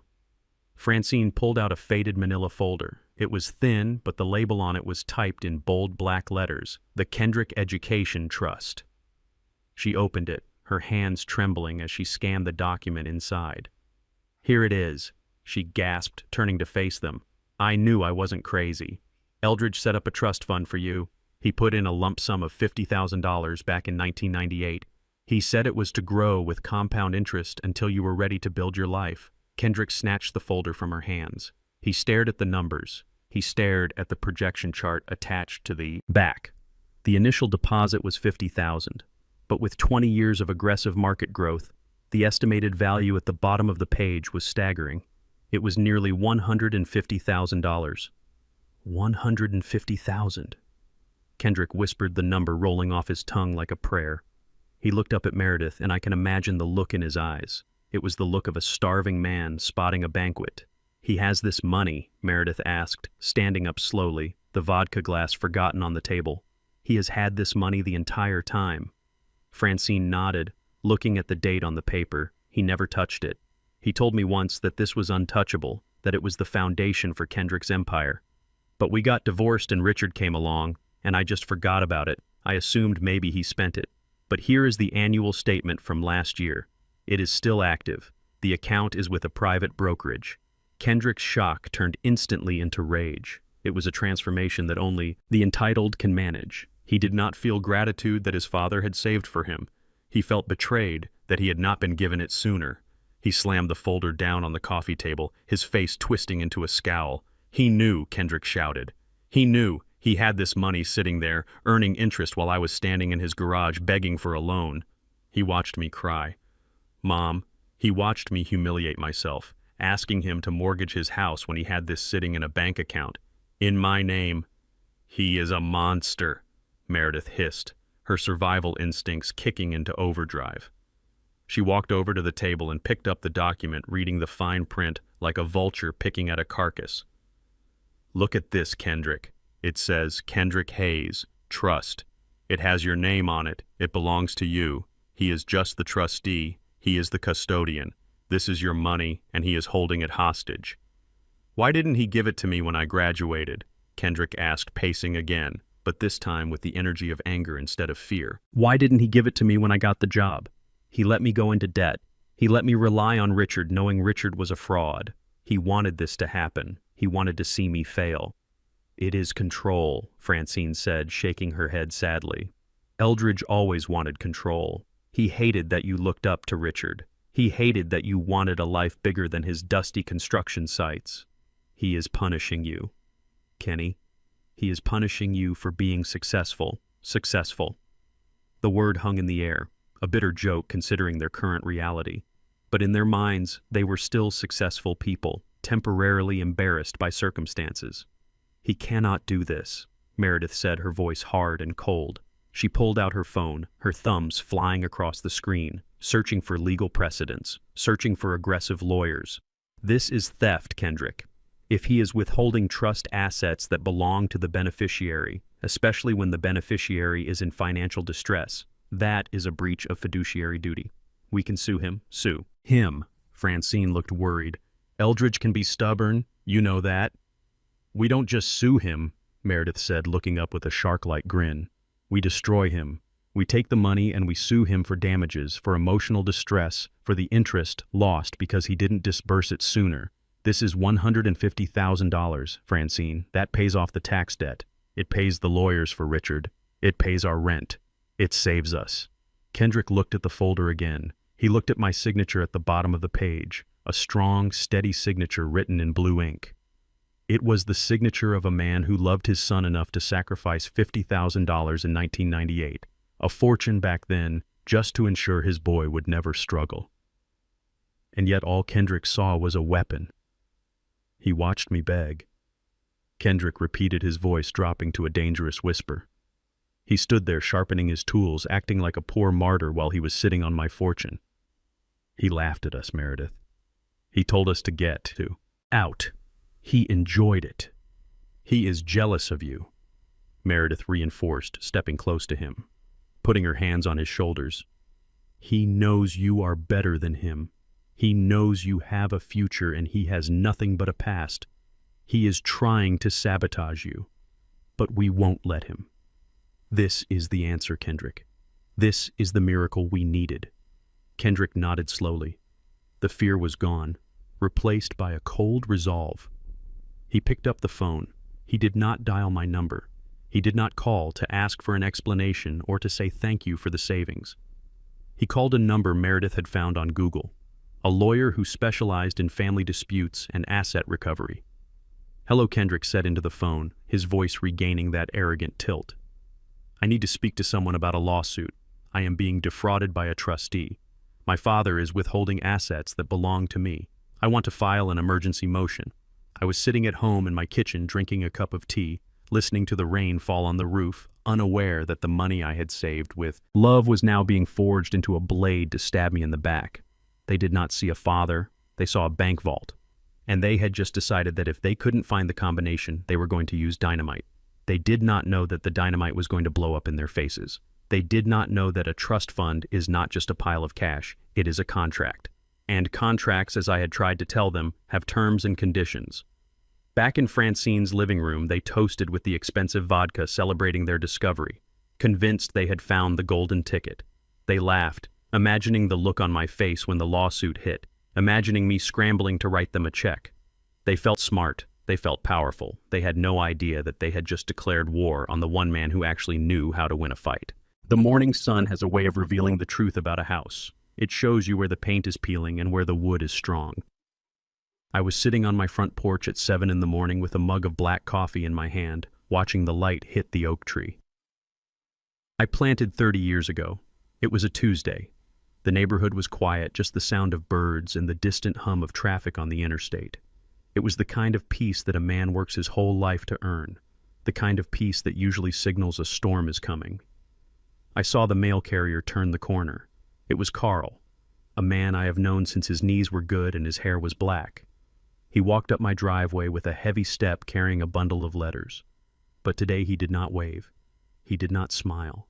He looked at the envelope in his hand, and then he looked at me with an expression that sat somewhere between pity and embarrassment. "Morning, Mr. Hayes," Carl said, walking up the steps. He held out a thick white envelope. It was not the usual utility bill or a flyer for a pizza place. It was certified mail, the kind you have to sign for, the kind that means someone is trying to make sure you cannot say you didn't know what was coming. I set my coffee down on the railing and took the pen from him. My hand was steady. I signed my name, Eldridge Hayes, on the little green card.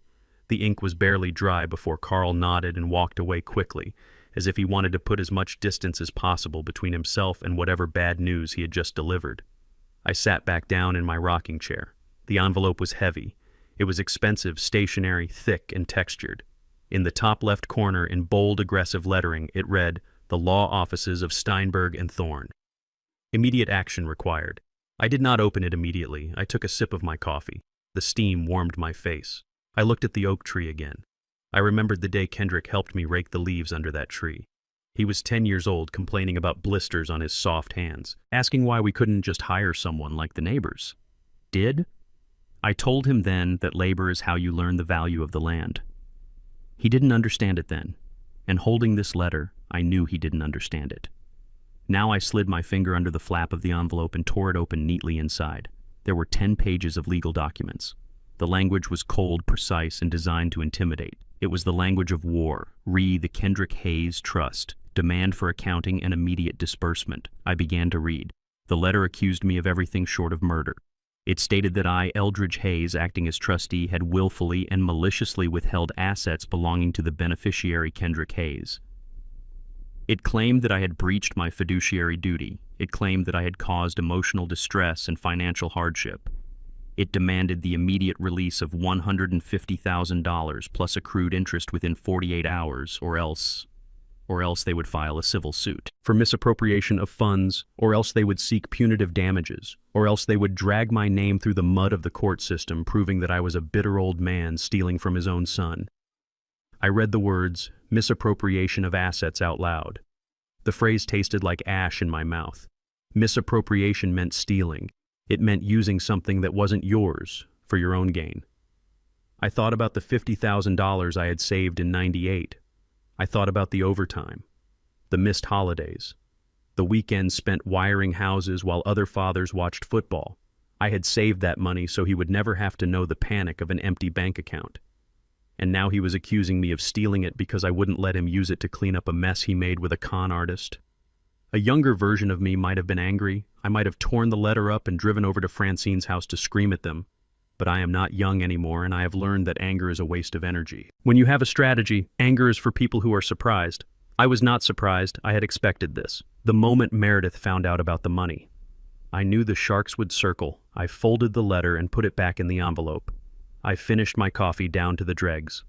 Then I pulled my phone from my pocket and dialed a number that was programmed under speed dial. It was not a family member. It was Sylvia Ross. Sylvia is the best trust and estate lawyer in Chicago. She is a black woman who fought her way up from the South Side, and she has a mind like a steel trap. She answered on the first ring. "Good morning, Eldridge," she said. Her voice was calm, professional. She knew why I was calling. They took the bait. "Sylvia," I said, leaning back in my chair. "I just got a certified letter from a firm called Steinberg and Thorne.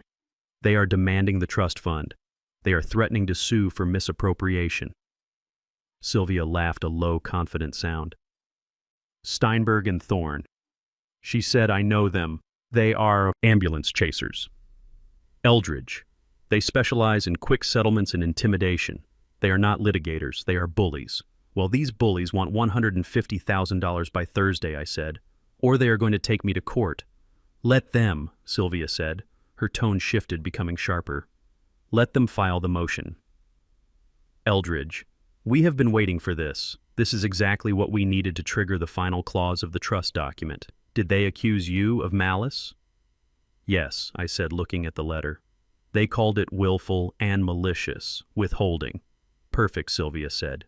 "If they claim malice, we get to present evidence of character. We get to present the history of the relationship. We get to show why the trustee made the decision to withhold Eldridge. It is time I knew what she meant. It was time to stop protecting him. It was time to stop being the safety net that caught him every time he fell. It was time to let him hit the ground. Prepare the education file, I said. The words felt heavy. But right, the education file. Sylvia repeated. You are sure you want to release the full history? I am sure, I said. They want to talk about investments. Let us show them the return on investment I have gotten for 24 years. Prepare the file, Sylvia, and schedule a meeting with their lawyers. Tell them I will not disperse a dime until we meet face to face on my turf or yours. I will set it up for Friday, Sylvia said. Stay calm, Eldridge. Do not talk to them.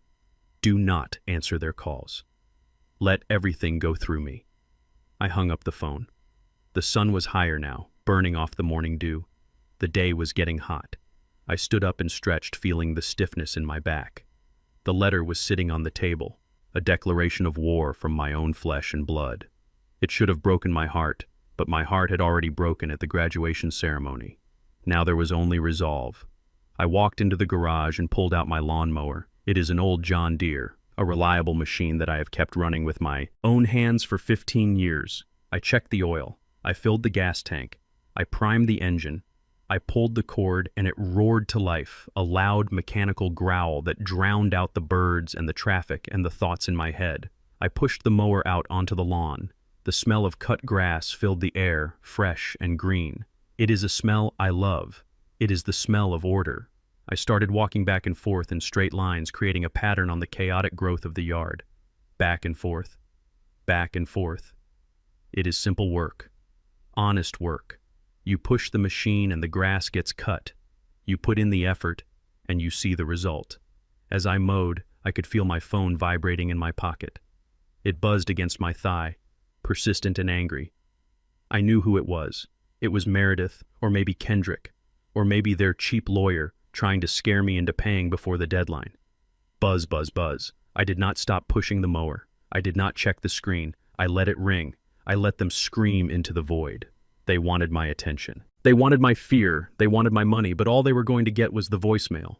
I thought about the education file that Sylvia was pulling from her safe. It was a thick folder. It contained more than just financial statements. It contained police reports from when Kendrick was 16 and got caught shoplifting a charge I made disappear. It contained the emails from his professors about his plagiarism, a situation I smoothed over. It contained the bills for the car accidents he caused, the debts I paid quietly. So many times I had covered for him cleaning up his mess so he could keep his pristine image. They accused me of misappropriation. They had no idea that the only thing I had misappropriated was justice. I had stolen the consequences from him for his entire life. I had protected him from the results of his own actions. And that was my sin. That was my failure. But not anymore. I turned the mower at the edge of the lawn, lining up the next row. The vibration of the handle numbed my hands, but it felt good. It felt like I was finally doing something real. I looked at the house, my house standing strong against the blue sky. They wanted to take it from me. They wanted to leverage my sweat for their survival, but they forgot that I am the one who built the walls. I am the one who poured the foundation. Let the phone ring. I thought, pushing the mower forward into the tall grass. Let them threaten. Let them sue. They were about to learn that you cannot sue a man for being a father, and you certainly cannot win a war against a man who has kept the receipts for 24 years. The grass flew out the side of the mower, a green spray of debris clearing the path. I was cleaning up my yard, and soon, very soon, I would clean up my life. The elevator ride to Sylvia Ross's office was a journey into a world that Kendrick pretended to belong to, but that I actually owned a piece of. I stood in the back of the car, watching the numbers climb. I was wearing a fresh flannel shirt and my good dark denim jeans, the kind I usually saved for church. My boots were polished, but they were still work boots. I did not dress up for this. I did not put on a costume. I wanted them to see exactly who they were fighting. I wanted them to see the laborer, because they had forgotten that laborers are the ones who build the prisons. Sylvia's office is on the top floor of a building that makes the pinnacle look like a toy set. It is a space designed to intimidate. The floors are marble. The walls are lined with mahogany that smells of old money and lemon polish. and the conference room has a table long enough to land a small plane on. I sat at the head of that table with Sylvia to my right. Sylvia did not look like a lawyer today. She looked like a general. She was wearing a sharp white suit, and her tablet was placed precisely parallel to the edge of the table. She did not speak. She just tapped her finger rhythmically on the glass surface, waiting. When the door opened, the air in the room changed. It soured. In walked Mr. Thorne, the lawyer Kendrick had hired. He was a short man with a comb-over that was fighting a losing battle against gravity and a suit that was too shiny under the fluorescent lights. He carried a briefcase that looked like it was made of cardboard covered in fake leather. Behind him came Kendrick and Meredith. They looked like they hadn't slept in 3 days. Kendrick's eyes were bloodshot, and Meredith was chewing on a fingernail, the polish chipped and ragged. They walked in with their chins up, trying to project confidence, but I could smell the fear on them. It smelled like stale sweat and cheap cologne. Mr. Thorne did not offer to shake hands. He marched to the other end of the table and slammed his briefcase down. The latch popped open with a loud click that echoed in the silent room. He pulled out a stack of papers and spread them out like he was laying down a royal flush. "Let us not waste time," he barked, his voice loud and grating. "We all know why we are here. My client, Mr. Kendrick Hayes, has been the victim of a gross violation of trust. We are here to rectify that immediately." Sylvia did not blink. She did not look at the papers. She looked at Thorne with the same expression. I use when I find a termite in a support beam. Mild annoyance mixed with professional curiosity. "Please sit down, Mr. Thorne," Sylvia said softly. Her voice was low, but it carried more weight than his shouting. "You are cluttering my table." Thorne turned red. He sat down heavily, pulling his chair in with a screech. Kendrick and Meredith sat on either side of him, flanking him like bodyguards who were afraid of their own shadows. They looked at me, then looked away. They could not hold my gaze. Thorne cleared his throat and began his performance. "I am putting you on notice, Mr. Hayes. We are filing a motion for summary judgment regarding the Kendrick Hayes Trust. The documents are clear. You are the trustee, but the beneficiary rights are absolute. You have withheld $150,000, causing my client significant financial injury. We are demanding the immediate release of the full principal plus interest by the close of business today, or we will see you in court for theft and fraud." He paused, waiting for a reaction. He wanted me to flinch. He wanted me to look at Sylvia with panic in my eyes. But I just reached into my pocket and pulled out a blue Bic pen. It was a 50-cent pen, the kind you buy in a pack of 12 at the drugstore. I set it on the table and gave it a little spin. It rotated slowly on the polished wood, making a soft, whirring sound. Thorne leaned forward, placing both hands on the table. "Look, old man, I know you think you are teaching your son a lesson, but the law does not care about your parenting struggles. The law cares about fiduciary duty. You have a duty to maximize the benefit for Kendrick, not to starve him out because you are having a temper tantrum.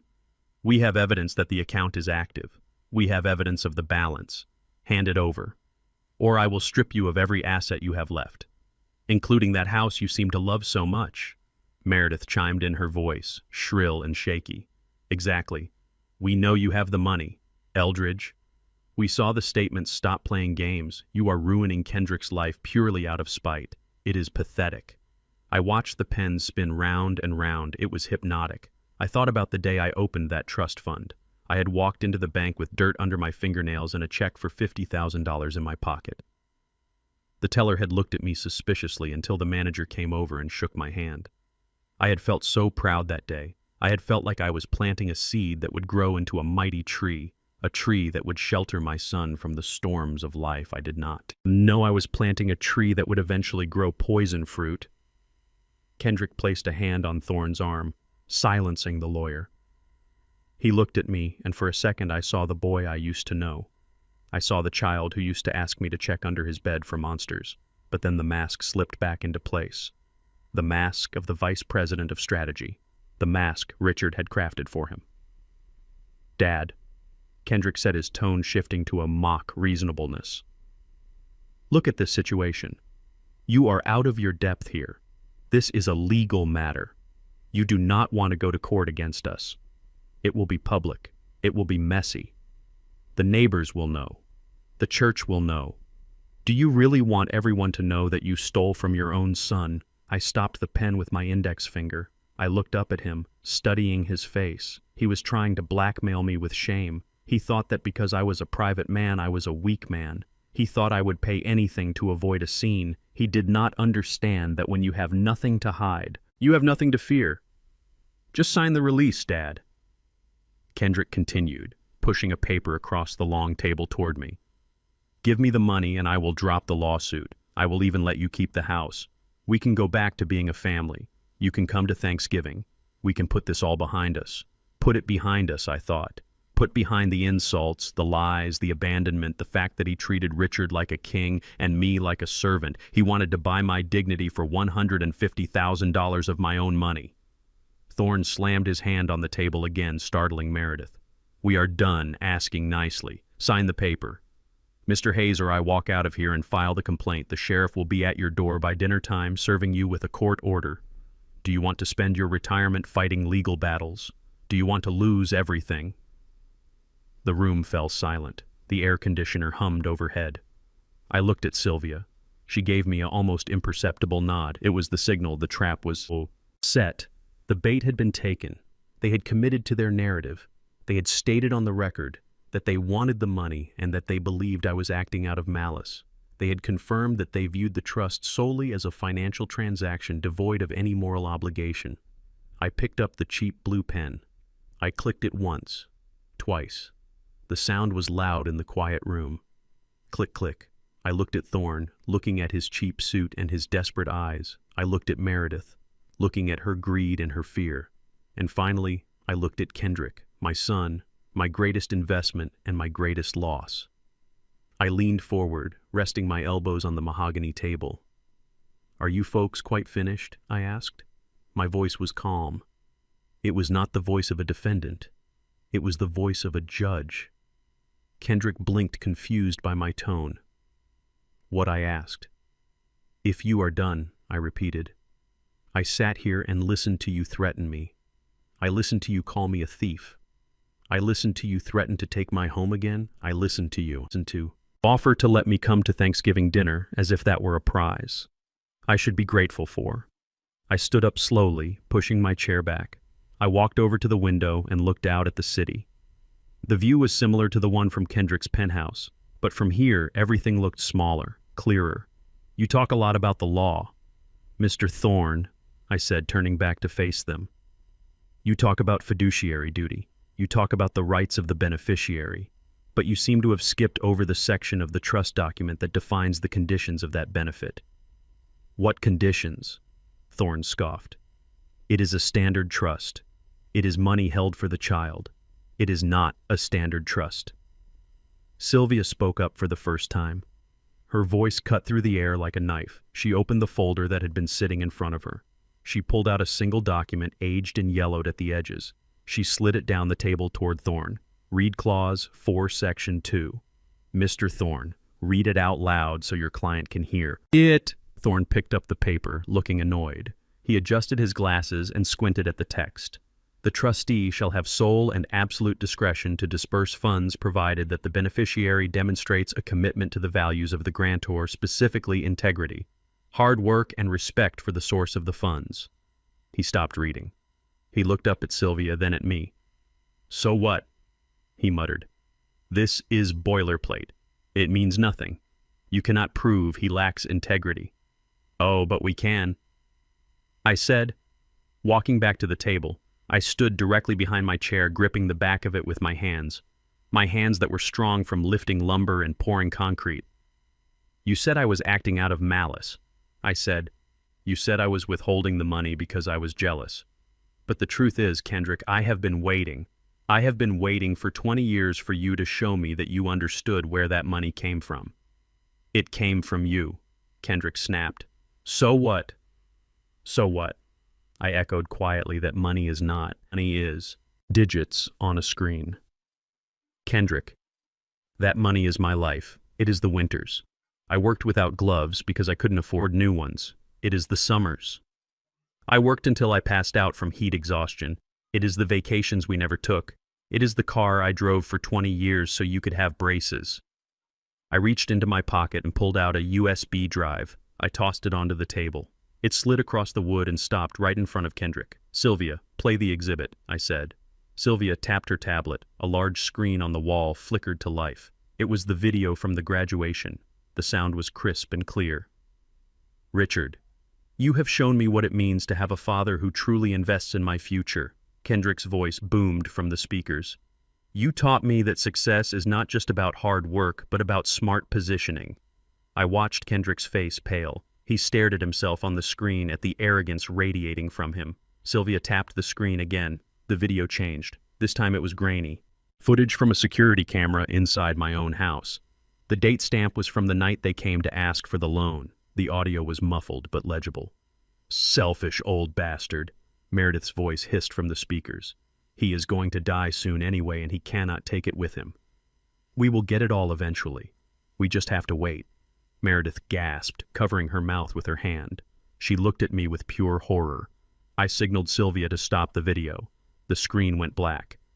That is your case for integrity, Mr. Thorne? I asked, pointing at the black screen. That is your evidence of respect. You come into my house, you insult me, you wish for my death, and then you come here and demand the fruit of my labor. You demand the harvest, but you spit on the farmer. Kendrick stood up, knocking his chair over. Dad, that was just talk. We were stressed. We didn't mean it. You meant every word I said coldly. You meant it because Richard taught you that people like me are just stepping stones for people like you. You thought I was a resource, Kendrick. You thought I was a bank account with a heartbeat. I picked up the Bic pen again and slipped it into my pocket. Clause 4, Section 2 gives me the power to determine if the beneficiary is worthy, I said. And as of this morning, I have made my determination. I looked at Sylvia. Do it. Sylvia pulled a second document from her folder. She stamped it with a heavy metal stamp. The sound was like a gunshot in the room. What are you doing? Thorne yelled, standing up. I am exercising my discretion as trustee, I said, looking Kendrick in the eye. I have dissolved the Kendrick Hayes Trust, effective immediately. The assets have been liquidated and transferred. Transferred where? Kendrick whispered, his voice trembling. Transferred where, Dad? That is my money. It was never your money, I said, leaning in close. It was an opportunity, and you missed it. Thorne began to shout about injunctions and appeals, but I stopped listening. I looked at Kendrick one last time. I saw the panic rising in his eyes. The realization that the safety net he thought was there had been cut away. You wanted to see the law at work. Mr. Thorne, I said, turning to the door. Well, here is the law of the harvest. You reap what you sow, and my son has sown nothing but wind. So now he gets to harvest the whirlwind. I walked toward the door, my boots heavy on the marble floor. I did not look back. I did not need to. The meeting was over. The lesson had been delivered. Now I just had to show them where the money went, and that was going to be the hardest lesson of all. The room was silent, save for the hum of the hard drive spinning up. Sylvia sat perfectly still, her hands folded on the table, looking like a sphinx guarding a tomb. Thorne was still holding the document, his eyes scanning the paragraph as if he could change the words by staring at them hard enough. He let out a scoff, a sound of dismissal that was meant to be confident but came out sounding thin and nervous. This is ridiculous, Thorne said, tossing the paper back onto the mahogany surface. Clause 4.2. He says the grantor reserves the right to withhold funds based on the beneficiary's adherence to family values. Specifically, the respect for the origin of the capital. This is subjective nonsense, Mr. Hayes. You cannot quantify respect. You cannot take $150,000 away from a young man because he didn't send you a thank you card for a birthday gift. No judge will uphold this. This is vague and unenforceable. Sylvia smiled. It was not a warm smile. It was the smile of a predator who has just watched the prey step into the snare. It is not vague, Mr. Thorne, Sylvia said. Her voice was smooth like polished glass. It is quite specific. The clause states that the beneficiary must acknowledge and respect the labor that created the wealth. If the beneficiary actively disparages the source of the funds or attributes the success to a third party, the trust is voidable. Is that clear enough for you? Thorne waved his hand dismissively. You have no proof of disparagement. My client loves his father. He respects him. We are here because of a misunderstanding, not a lack of respect. Kendrick nodded eagerly, looking at me with wide, innocent eyes. Exactly. Dad, I respect you. I have always respected you. Richard and I just have a different way of doing business, but that does not mean I do not value your hard work. I looked at my son. He was sweating. The collar of his shirt was damp. He was lying. He was lying to save his skin, just like he had lied to himself for years. Sylvia reached for a small remote control lying next to her tablet. She pointed it at the large flat-screen monitor mounted on the wall behind us. "Let us review the evidence," Sylvia said. The screen flickered to life. The room dimmed slightly as the blue light from the monitor washed over our faces. Kendrick shifted in his seat. Meredith crossed her arms, looking bored and irritated, as if this were just another lecture she had to endure. The first video began to play. It was footage from the graduation ceremony barely 2 months ago. The camera angle was from the audience, likely filmed by a proud parent sitting a few rows back. The audio was crisp. On the screen, Kendrick stood at the podium in his cap and gown. He looked triumphant. He looked like a king addressing his subjects. "I want to thank the man who made this possible." Kendrick's voice boomed through the conference room speakers. "Richard Kavanaugh. You taught me that true value comes from leverage, not labor. You showed me that to get ahead, you have to leave the dirt behind. You are the father who truly invested in my future." The video froze on Kendrick's smiling face, frozen in that moment of ultimate betrayal. Thorne shifted in his chair. He loosened his tie. "That is just a speech," he mumbled. "It is just flowery language for a step-parent. It does not prove he disrespects you." Sylvia did not argue. She just pressed the button again. The screen changed. This time the video was black and white. It was high-definition security footage from a camera mounted in the corner of my garage. The timestamp was from the night of the storm, the night they came to beg for the mortgage. Kendrick and Meredith were standing in the center of the frame. Their body language was aggressive, violent. They looked like invaders. The audio crackled to life. "Your father is a selfish, bitter old man." Meredith's voice hissed through the speakers, sharp and clear. "He is just a laborer, Kendrick. He lays bricks. He does not understand finance. He is jealous of you because you are going to be a master of the universe. And he is just a worker ant." I watched Meredith's face in the conference room. She turned pale. Her mouth opened, but no sound came out. She stared at herself on the screen, staring at the ugliness she had unleashed in private, now broadcast for the world to see. The video continued. Kendrick's voice came next. "He is holding on to this house out of spite. He wants to see me fail. He is useless to us if he won't leverage the asset." Then came the final blow, the words that had sealed their fate. "He is going to die soon anyway," Meredith said on the recording, waving her hand dismissively. "We just have to wait. We will get it all eventually." Sylvia paused the video. The room was dead silent. The silence was heavy, suffocating. It pressed down on us like a physical weight. Thorne looked at the screen, then at his clients. He looked disgusted. Even he, a man who made his living defending scumbags, looked repulsed. I looked at Meredith. She was trembling. She was not looking at me. She was looking at the table, unable to lift her head. The arrogance was gone. The entitlement was gone. All that was left was the shame of being caught. I turned my gaze to Kendrick. He was staring at the screen, his eyes wide with horror. He knew right then that there was no coming back from this. He knew that no amount of apologizing, no amount of explaining could erase the truth of those words. Sylvia placed the remote down gently on the table claws. 4.2, Sylvia said, her voice cutting through the silence. "The beneficiary must respect the source of the funds. The source of the funds. Mr. Thorne is Eldridge Hayes. It is his labor. It is his sweat. It is the bricks he laid and the concrete he poured. Your clients have made it abundantly clear that they view his labor as beneath them. They view him as a resource to be exploited and then discarded. They wait for his death so they can consume what he built." Thorne closed his folder. He did not slam it this time. He closed it quietly with a sense of finality. He looked at Kendrick, then he looked at me. "Mr. Hayes," Thorne said, his voice quiet. "I was not aware of these recordings." I leaned forward, clasping my hands together. "There is a lot you are not aware of," I said. "You are not aware that I paid for that suit Kendrick is wearing. You are not aware that I paid for the car he drove to his first date with Meredith. You are not aware that every single step he took up the ladder was paid for by the man he calls a worker." Aunt Kendrick started to cry. It was a soft, pathetic sound. "Dad, please."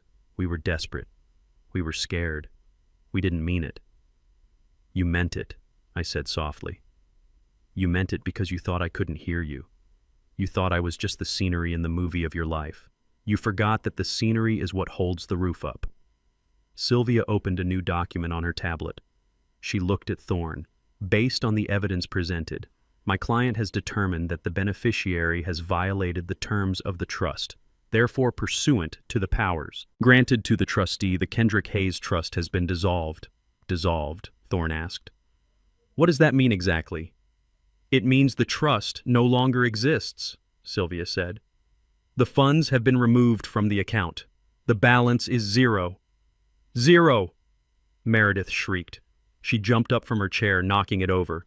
Zero. You cannot do that. That is our money. We need that money.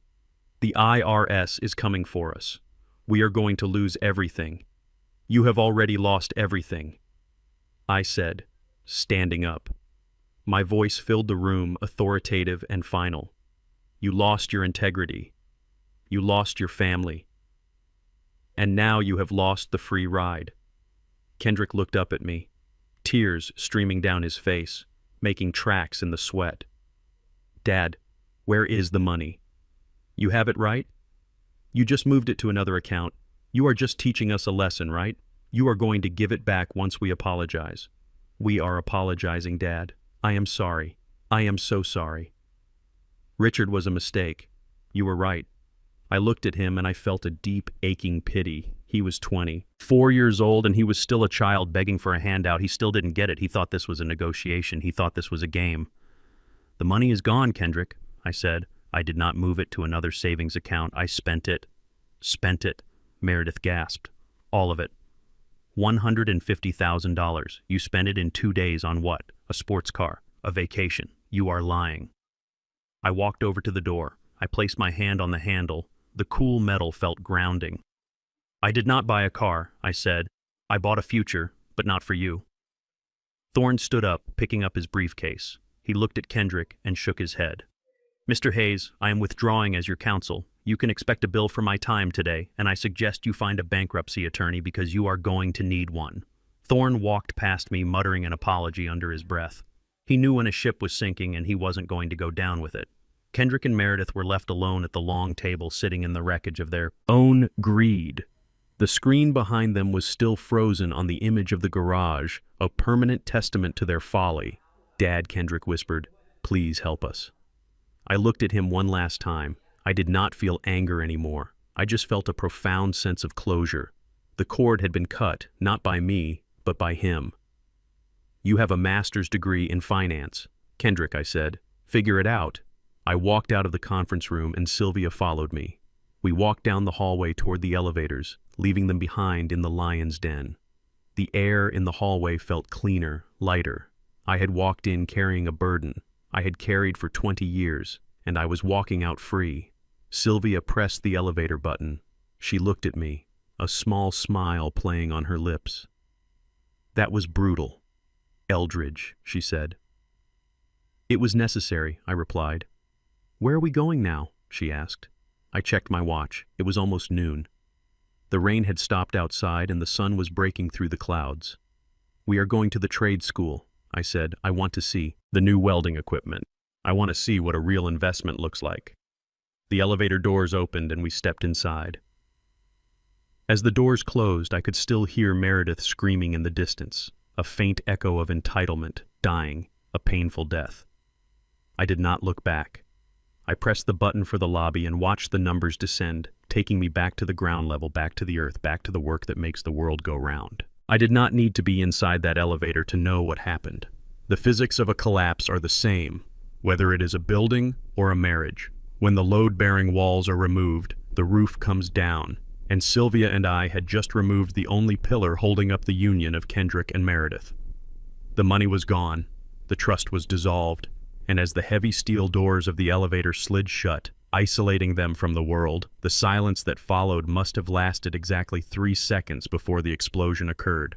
The elevator began its descent, a smooth, silent drop that made your stomach lurch just a little.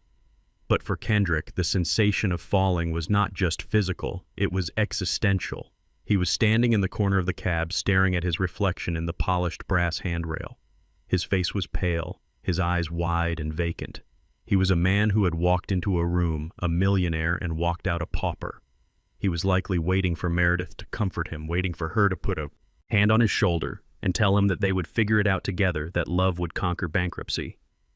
But Meredith was not looking at him with love. She was looking at him with the kind of hatred that only burns when a fantasy is incinerated. She was looking at him and realizing that the golden ticket she thought she had punched was actually a one-way pass to nowhere. "You are useless!" she screamed. Her voice bounced off the metal walls, shrill and deafening. "You are absolutely useless, Kendrick. How could you let him do that? How could you sit there and let that old man humiliate us and steal our money?" Kendrick flinched as if she had struck him. He looked up, blinking rapidly. "Meredith, please keep your voice down. We are in an elevator." "I do not care where we are," Meredith yelled, stepping closer to him, invading his personal space. Her face was twisted into a mask of pure rage, the veins in her neck standing out like cords. "You told me he was stupid. You told me he was a simple laborer who didn't understand finance. You said he was just holding the money for you. You said it was a sure thing, Kendrick, a sure thing. He tricked us." Kendrick stammered, his hands raising in a pathetic defensive gesture. "He had recordings, Meredith. He had video. He planned this. He ambushed us." "He didn't ambush us," Meredith spat. She poked a manicured finger into his chest hard. "He outsmarted you. He outsmarted the great Kendrick Hayes, the vice president of strategy. You let a bricklayer outmaneuver you because you are arrogant and you are weak. You sat there and cried, Kendrick. You cried like a baby while he walked away with our future." "It was not our future," Kendrick said, his voice rising slightly, finding a tiny spark of defiance. "It was my trust fund, Meredith. My name was on it and he stole it. But we can fix this. We can find another lawyer. We can appeal." "With what money?" Meredith laughed, and it was a cold, harsh sound devoid of any humor. "With what money are we going to hire a lawyer, Kendrick? You have $1,000 in tax debt. You have a lease you cannot pay. Your credit cards are maxed out, and now your secret safety net is gone. We are not just broke. We are drowning, and I am not going to drown with you." Kendrick looked at her, stunned. "Meredith, what are you saying? We are married. We are a team." "You said you believed in me." "I believed in the portfolio," Meredith corrected him. Her voice dropped to a whisper that was somehow crueler than the screaming, "I believed in the assets." "Kendrick, I believed in the future you promised me. The penthouse, the cars, the galas. I didn't sign up for poverty. I didn't sign up to live in a studio apartment and clip coupons because you were too stupid to secure your inheritance. But you love me." Kendrick whispered the words, sounding fragile in the air. "You said you loved me for who I am." Meredith looked at him, and for a second her face went blank, devoid of emotion, almost robotic. "Who are you, Kendrick?" she asked simply. "Without Richard's connections, without your father's money, who are you?" "You are a 24-year-old with a mountain of debt and no job. I loved the potential. I loved the Thaxi Tai Chin who was going to take over the city. I loved the man who was going to give me the life I deserve. I did not love a loser with a daddy complex who gets fired on his first day and disowned by the only person with actual cash." The elevator dinged softly, signaling they had reached the lobby. The doors began to slide open, revealing the marble expanse of the building's entrance. People were walking by, professionals in suits, couriers with packages, life going on as usual, unaware of the tragedy unfolding in the steel box. Meredith straightened her dress, smoothing out the wrinkles invisible to everyone but her. She took a deep breath, composing her face into a mask of indifference. She looked down at her left hand at the diamond ring Kendrick had bought her on credit, a ring that Richard had helped him pick out. Kendrick reached out to her. "Meredith, wait, we can talk about this tonight? We can go to my mom's house?" "No," Meredith said. She reached for her ring finger. She twisted the band violently. It was tight, but she forced it over her knuckle, scratching her skin in the process. She pulled the ring off, holding it up to the light for a second, staring at it with disdain. "I am not going to your mother's house," she said. "Your mother is just as delusional as you are, and this," she held up the ring, "this is just another piece of debt, isn't it? You probably haven't even paid off the interest on it yet." "Meredith, don't," Kendrick pleaded, stepping forward. She threw it. It was a short, sharp motion. The ring flew through the air and hit Kendrick squarely in the chest. It bounced off his tie and fell to the floor, rolling across the elevator threshold and coming to rest on the lobby carpet with a dull thud. Pawn it, she said coldly. It might buy you a bus ticket out of town, because you definitely cannot afford to stay here. She stepped out of the elevator, walking right past him. She did not look back. She walked across the lobby, her heels clicking rhythmically on the marble, a sound of finality. She walked through the revolving doors and out onto the street, disappearing into the lunchtime crowd. Kendrick stood alone in the elevator. The doors tried to close, but he put his hand out, automatically stopping them. He looked down at the ring lying on the carpet. It looked small. It looked insignificant. It was just a piece of metal and carbon, a shiny object that he had traded his soul to possess. He stepped out of the elevator and bent down to pick it up. His hands were shaking so badly it took him 2 tries. He clutched the ring in his fist, feeling the sharp edges dig into his palm. He looked around the lobby.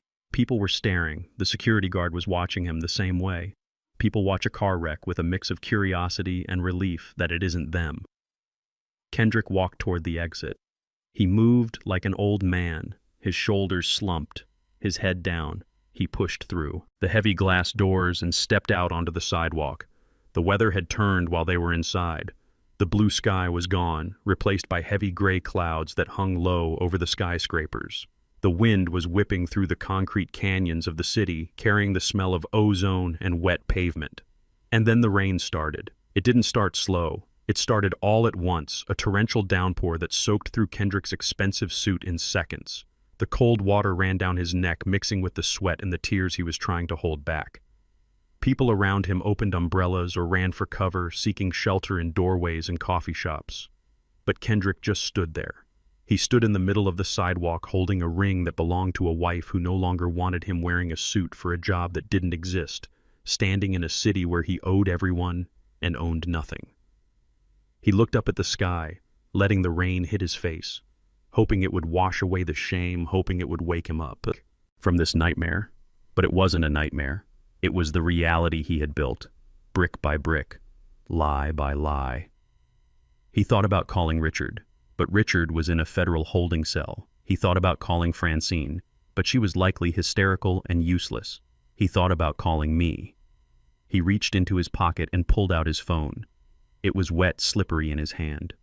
He scrolled to my name, Eldridge. His thumb hovered over the call button. He imagined my voice. He imagined me answering calmly, sitting in my truck, perhaps driving to the trade school. He imagined me asking him if he had learned the lesson yet. He couldn't do it. The shame was too great. The bridge was not just burned, it was incinerated. He realized then that he was truly alone. He was an orphan of his own making. He put the phone back in his pocket. He looked down at the ring in his hand again. He walked over to a sewer grate near the curb. Water was rushing into it, a dark, swirling vortex carrying away cigarette butts and trash. Kendrick opened his hand. He held the ring over the dark water. For a second he thought about dropping it, letting it go, letting it join the rest of the refuse, but he didn't. He closed his fist tight. He couldn't let it go. It was the last asset he had, the last scrap of value, survival instinct. The one thing he had actually inherited from me finally kicked in. He put the ring in his pocket. He turned up his collar against the wind and started walking. He didn't know where he was going. He just knew he had to keep moving. Because if he stopped, the weight of his invisible life would crush him flat, right there on the sidewalk. And as he walked, the rain kept falling, washing the city clean, indifferent to the ruin of a young man who thought he was better than the rain. The eviction did not happen with a bang. It happened with a beep. The little red light on the card reader at the entrance of the Pinnacle was the most terrifying thing I had ever seen. I tapped the card again, thinking it was a mistake, thinking it was just the rain interfering with the sensor beep red light, access denied. I tapped it a 3rd time, desperate now, slamming the plastic against the reader. The doorman, the same one who had looked at my father's boots with disdain a month ago, watched me from behind the glass. He did not open the door. He picked up a phone, spoke a few words, and then turned his back on me. I stood there in the pouring rain, realizing that my key did not work because my lease had been terminated. The electronic lock was smarter than I was. It knew I was broke before I had even admitted it to myself. I looked up at the 42nd floor, expecting to see the lights of my penthouse, expecting to see Meredith, maybe changing her mind. But the windows were dark. My clothes were in there. My laptop was in there. My life was in there, and I was locked out. Then I saw the car. It was a black sedan parked across the street, idling with its lights off. It was not a police car. It was something worse. I recognized the driver. It was a man I had seen at Richard's office once. A man Richard had introduced as a private investor. The man was large, with a neck as thick as a tree trunk, and he was looking right at me. Fear is a cold thing. It starts in your stomach and spreads to your fingers until you cannot make a fist. I knew why he was there. The $50,000 tax debt was the government's problem, but the loans Richard had taken out in my name from private lenders were a different beast. Those debts had high interest rates and physical penalties for non-payment, and Richard was in jail, which meant I was the next available target. The man in the car opened his door. I did not wait to see what he wanted. I ran. I ran down the slick sidewalk, my expensive leather shoes slipping on the wet concrete. I ran past the coffee shops and the closed boutiques. I ran until my lungs burned, and the stitch in my side felt like a knife. I ducked into an alley, weaving through trash cans and puddles, trying to lose a pursuer I wasn't even sure was following me. But paranoia has its own footsteps, and they sounded loud in my ears. I walked for hours. I walked until the city skyline faded behind me, and the neighborhoods changed from glass and steel to brick and siding. I walked until my feet blistered and my suit was heavy with water. I walked to the only place on earth where the door had never been locked to me before today. My father's house looked exactly the same as it had for 20 years. The porch light was on a beacon of yellow warmth in the dark, wet night. The oak tree stood guard in the front yard, its leaves rustling in the wind. I stood at the end of the driveway, shivering uncontrollably. I looked at the windows, hoping to see a shadow, hoping to see him. I was not the vice president of strategy anymore. I was not a master of finance. I was a frightened boy who had broken something valuable and needed his dad to fix it. I walked up the driveway, my feet crunching on the gravel, the same gravel Meredith had complained about, the same gravel I had sworn never to walk on again. I reached the front door. The wood was solid oak, stripped and stained by my father's hands. I raised my fist and knocked Dad. I called out, my voice weak and hoarse. "Dad, please let me in." There was no answer. I knocked harder, the panic rising in my chest. I looked over my shoulder, expecting to see the black sedan pulling up, expecting to see the man with the thick neck. Dad opened the door. "They are going to kill me, Dad. I am serious. Open up." I heard the heavy deadbolt slide back. The sound was loud, purely mechanical. The door opened slowly, revealing my father. He was wearing his flannel robe and holding a mug of tea. He looked at me, standing there dripping wet, covered in mud and shame. He did not look surprised. He looked like a man who had checked the weather forecast and knew a storm was coming. "Dad," I fell to my knees. I didn't mean to. It just happened. My legs gave out under the weight of my fear and my exhaustion. I knelt on the welcome mat, the coarse fibers digging into my skin. "Help me, Dad," I sobbed, grabbing the hem of his robe. "Please, you have to help me. I have nowhere to go." Meredith left me. The landlord locked me out. There are men following me. Richard owed money to bad people. Dad, and now they think I have it. My father looked down at me. He did not reach out a hand to pull me up. He did not step aside to let me in.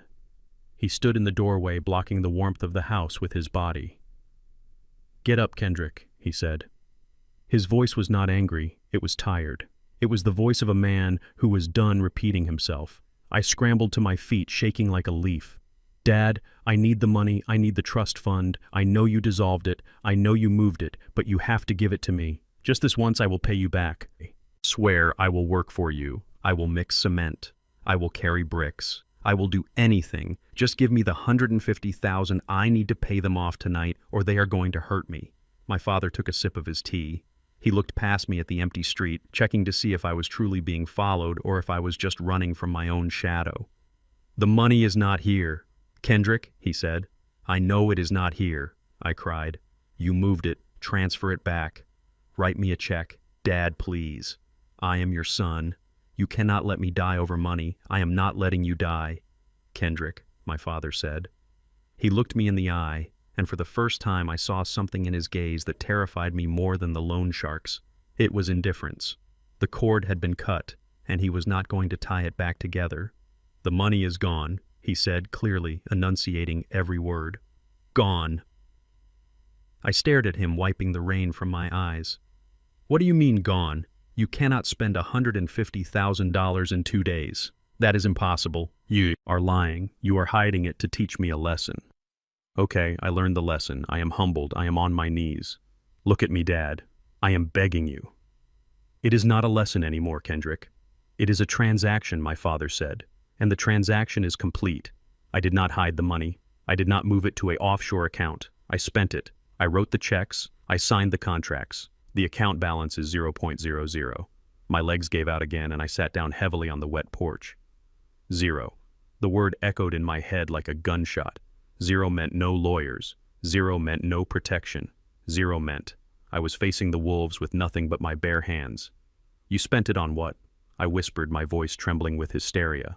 On what, Dad? A boat. A cabin. What could be more important than my life?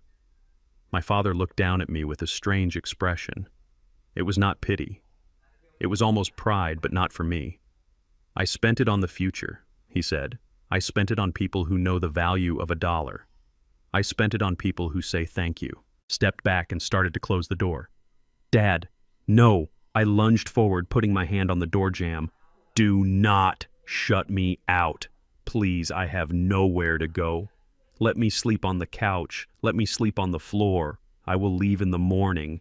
Just don't leave me out here in the dark.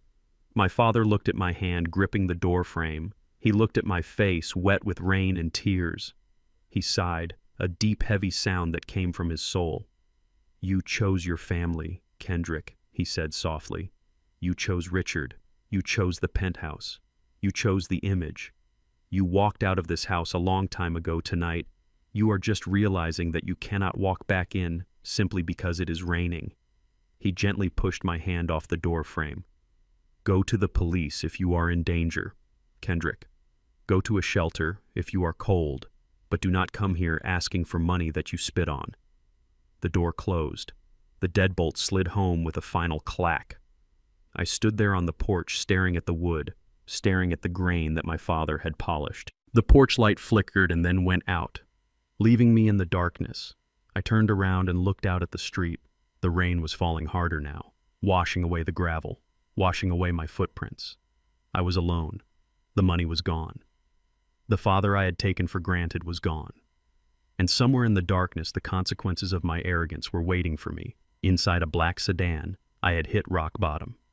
And I realized with a terrifying clarity that rock bottom is not a place you can buy your way out of. It is a place you have to climb out of. And I had forgotten how to climb. The ride to the south side was silent save for the rhythmic thumping of the windshield wipers fighting against the storm. Kendrick sat in the passenger seat of my Ford truck, hugging his knees, shivering in his wetsuit. He looked like a drowned rat, expensive but pathetic. He kept looking out the window as we passed the clean, well-lit streets of downtown and crossed over into the neighborhoods where the streetlights were broken and the potholes could swallow a tire. He thought I was taking him to a bank. He thought I had a secret stash hidden under a mattress in some old rental property. He still had hope, and that was the cruelest part of the night because I was about to kill that hope once and for all. We pulled up to a large brick building on 79th Street. It used to be a textile factory back in the 50s. Then it was a storage unit. Then it was abandoned for a decade. The windows were boarded up with plywood, but light spilled out through the cracks. The sign above the door was hand-painted and barely legible, the Hayes Community Trade Center. Kendrick looked at the building, then at me with confusion and fear. Dad, he whispered, is this safe? Why are we here? Is this where you hid the cash?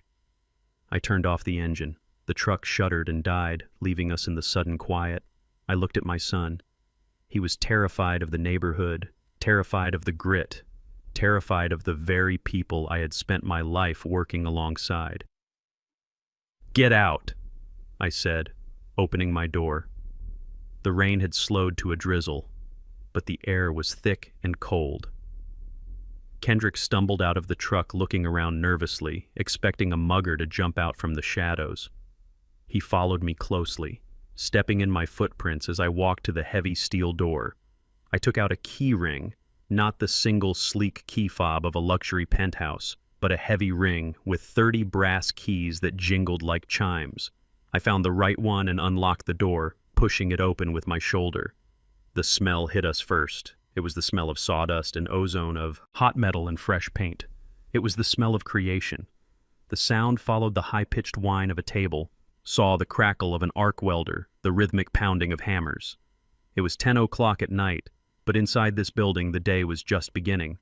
I flipped a switch on the wall and the overhead industrial lights buzzed to life, illuminating the main hall. Kendrick gasped. He blinked rapidly, trying to process what he was seeing. The cavernous room was filled with rows of brand-new workbenches, bright yellow and sturdy. In the corner stood 3 industrial-grade Miller welding machines, still gleaming with that factory shine. Along the back wall were racks of DeWalt power tools, saws, drills, sanders, all organized and tagged. In the center of the room was the skeleton of a small house being framed out with fresh 2x4s, smelling of pine. "This is not a bank," Kendrick said, his voice echoing in the large space. "What is this place?" "Dad." I walked over to the nearest workbench and ran my hand along the smooth wood. "This is the investment, Kendrick," I said. "This is the trust fund." Kendrick walked deeper into the room, looking around wildly. He looked at the equipment, counting the cost in his head. "That welder is $5,000, he muttered. "That table saw is $3,000. The lumber alone is worth a fortune." "Dad, what did you do?" I heard footsteps coming from the back office. A young man walked out, wiping grease from his hands with a rag. He was about 19 years old, black, wearing a pair of oil-stained coveralls that were 2 sizes too big for him. His name was Marcus, and 6 months ago he was sleeping in a bus stop. Now he was my foreman in training. "Mr. Hayes," Marcus called out, a wide smile breaking across his face. "We didn't expect you tonight, Pops. We just finished wiring the breaker panel on the mock-up. Come check it out, I think.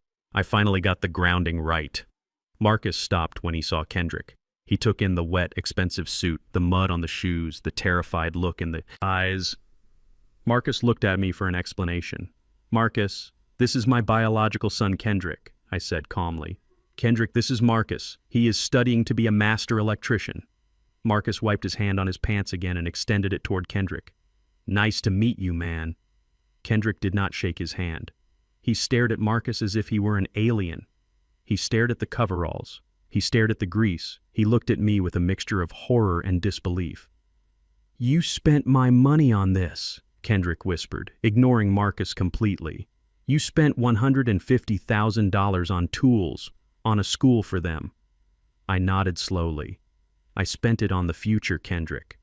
Just like the trust document said, I invested in people who respect the source of the funds." Kendrick ran over to the welding machines, grabbing the handle of one as if he could drag it out the door. "Dad, we can sell these. We can return them. Most of this stuff looks new. We can get maybe 80 cents on the dollar. That is still over $100,000. We can fix this. Call the supplier. Tell them it was a mistake. Tell them you want a refund." I walked over to him and pried his fingers off the machine. "It is not a mistake, Kendrick. The receipts are filed. The warranties are registered. The equipment belongs to the center now. It belongs to Marcus. It belongs to the 20 other kids who come here every day after school to learn a trade, because they know that a trade is the only thing that nobody can take away from them." "But it is my money," Kendrick screamed, his voice cracking. He was crying openly now, collapsing against the cold metal of the welder. "It was supposed to be for me. I am your son. I have a master's degree. I am special." I looked at Marcus, who was watching the scene with quiet intensity.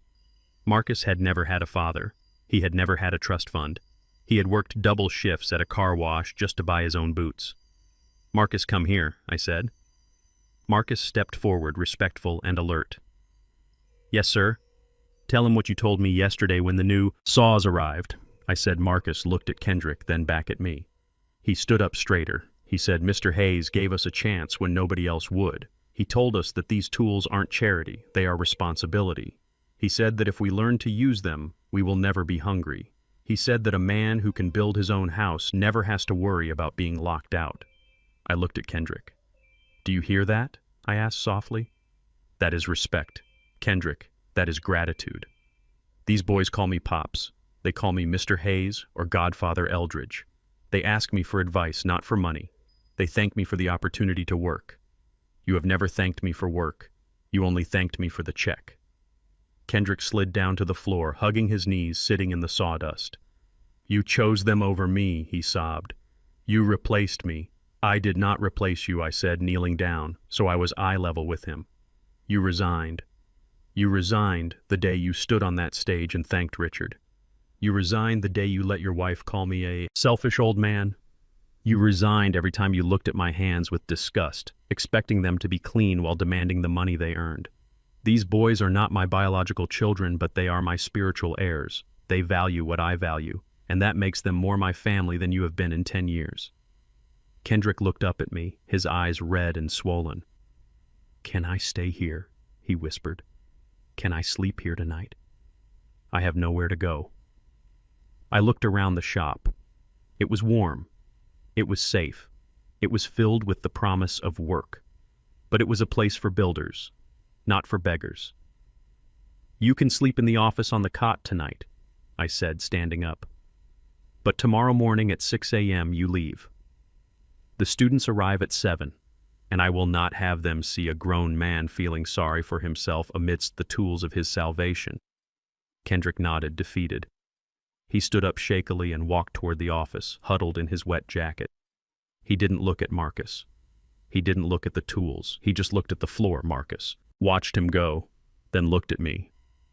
"Mr. Hayes," he asked quietly, "is he going to be okay?" I put a hand on Marcus's shoulder, feeling the solid muscle of a young man who worked for a living. "He has a hard road ahead of him, Marcus," I said. "He has to learn how to build from the ground up, and he is starting 20 years late. But that is his journey, not ours. Come on, show me that breaker panel. I want to see if you grounded it like I taught you." We walked over to the wooden frame, leaving Kendrick in the shadows of the office. For the first time all night, I felt the tension leave my shoulders. The money was gone. Yes, but looking at Marcus, inspecting his work, seeing the pride in his eyes, I knew it wasn't lost. It was planted. And unlike the investment I had made in Kendrick, this crop was going to survive the winter. I spent the next hour teaching Marcus about circuit loads, explaining the intricacies of commercial wiring. We laughed. We worked. We got our hands dirty. And in the background, the sound of Kendrick's sobbing eventually faded into the hum of the ventilation system, replaced by the steady, enduring rhythm of work. The trade school was not just a building. It was a fortress against the kind of weakness that had destroyed my son. And as I looked around at the bright yellow tools shining under the lights, I knew I had made the best deal of my life. I had traded a fortune of paper for a legacy of steel, and that is a trade I would make again in a heartbeat. 6 months is a long time in the world of finance, where fortunes are made and lost in a microsecond. But it is an eternity in the world of janitorial services, where time is measured in footsteps and floor wax. I know this because for the last 180 days, I have been living my life one tile at a time. My name is Kendrick Hayes, and I used to be a vice president of strategy.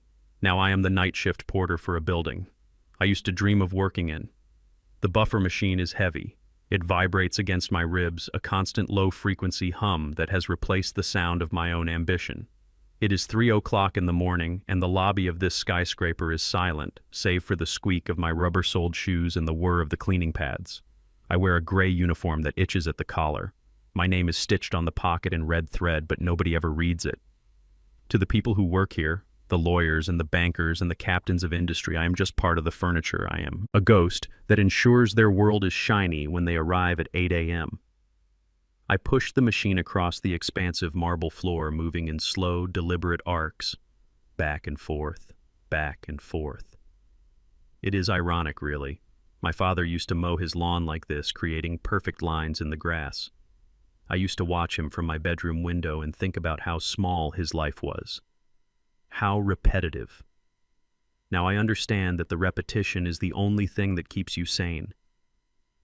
When you focus on the shine of the floor, you do not have to think about the penthouse you lost, or the wife who pawned your wedding ring, or the friends who blocked your number when the money ran out. I stopped the machine to wipe sweat from my forehead. The air conditioning in the building is set to low at night to save energy. It was humid in the lobby. The building manager, Mr. Henderson, came rushing out of the security office. He was a nervous little man who treated the cleaning staff like we were contagious. "Hurry up, Hayes," he hissed, clapping his hands together. "You missed a spot near the turnstiles. The chairman is coming down early this morning. He has a breakfast meeting with the investors from Tokyo. The floor needs to look like glass. Do you understand me?" "Glass?" I nodded, gripping the handle of the buffer. "Yes, Mr. Henderson. I will take care of it."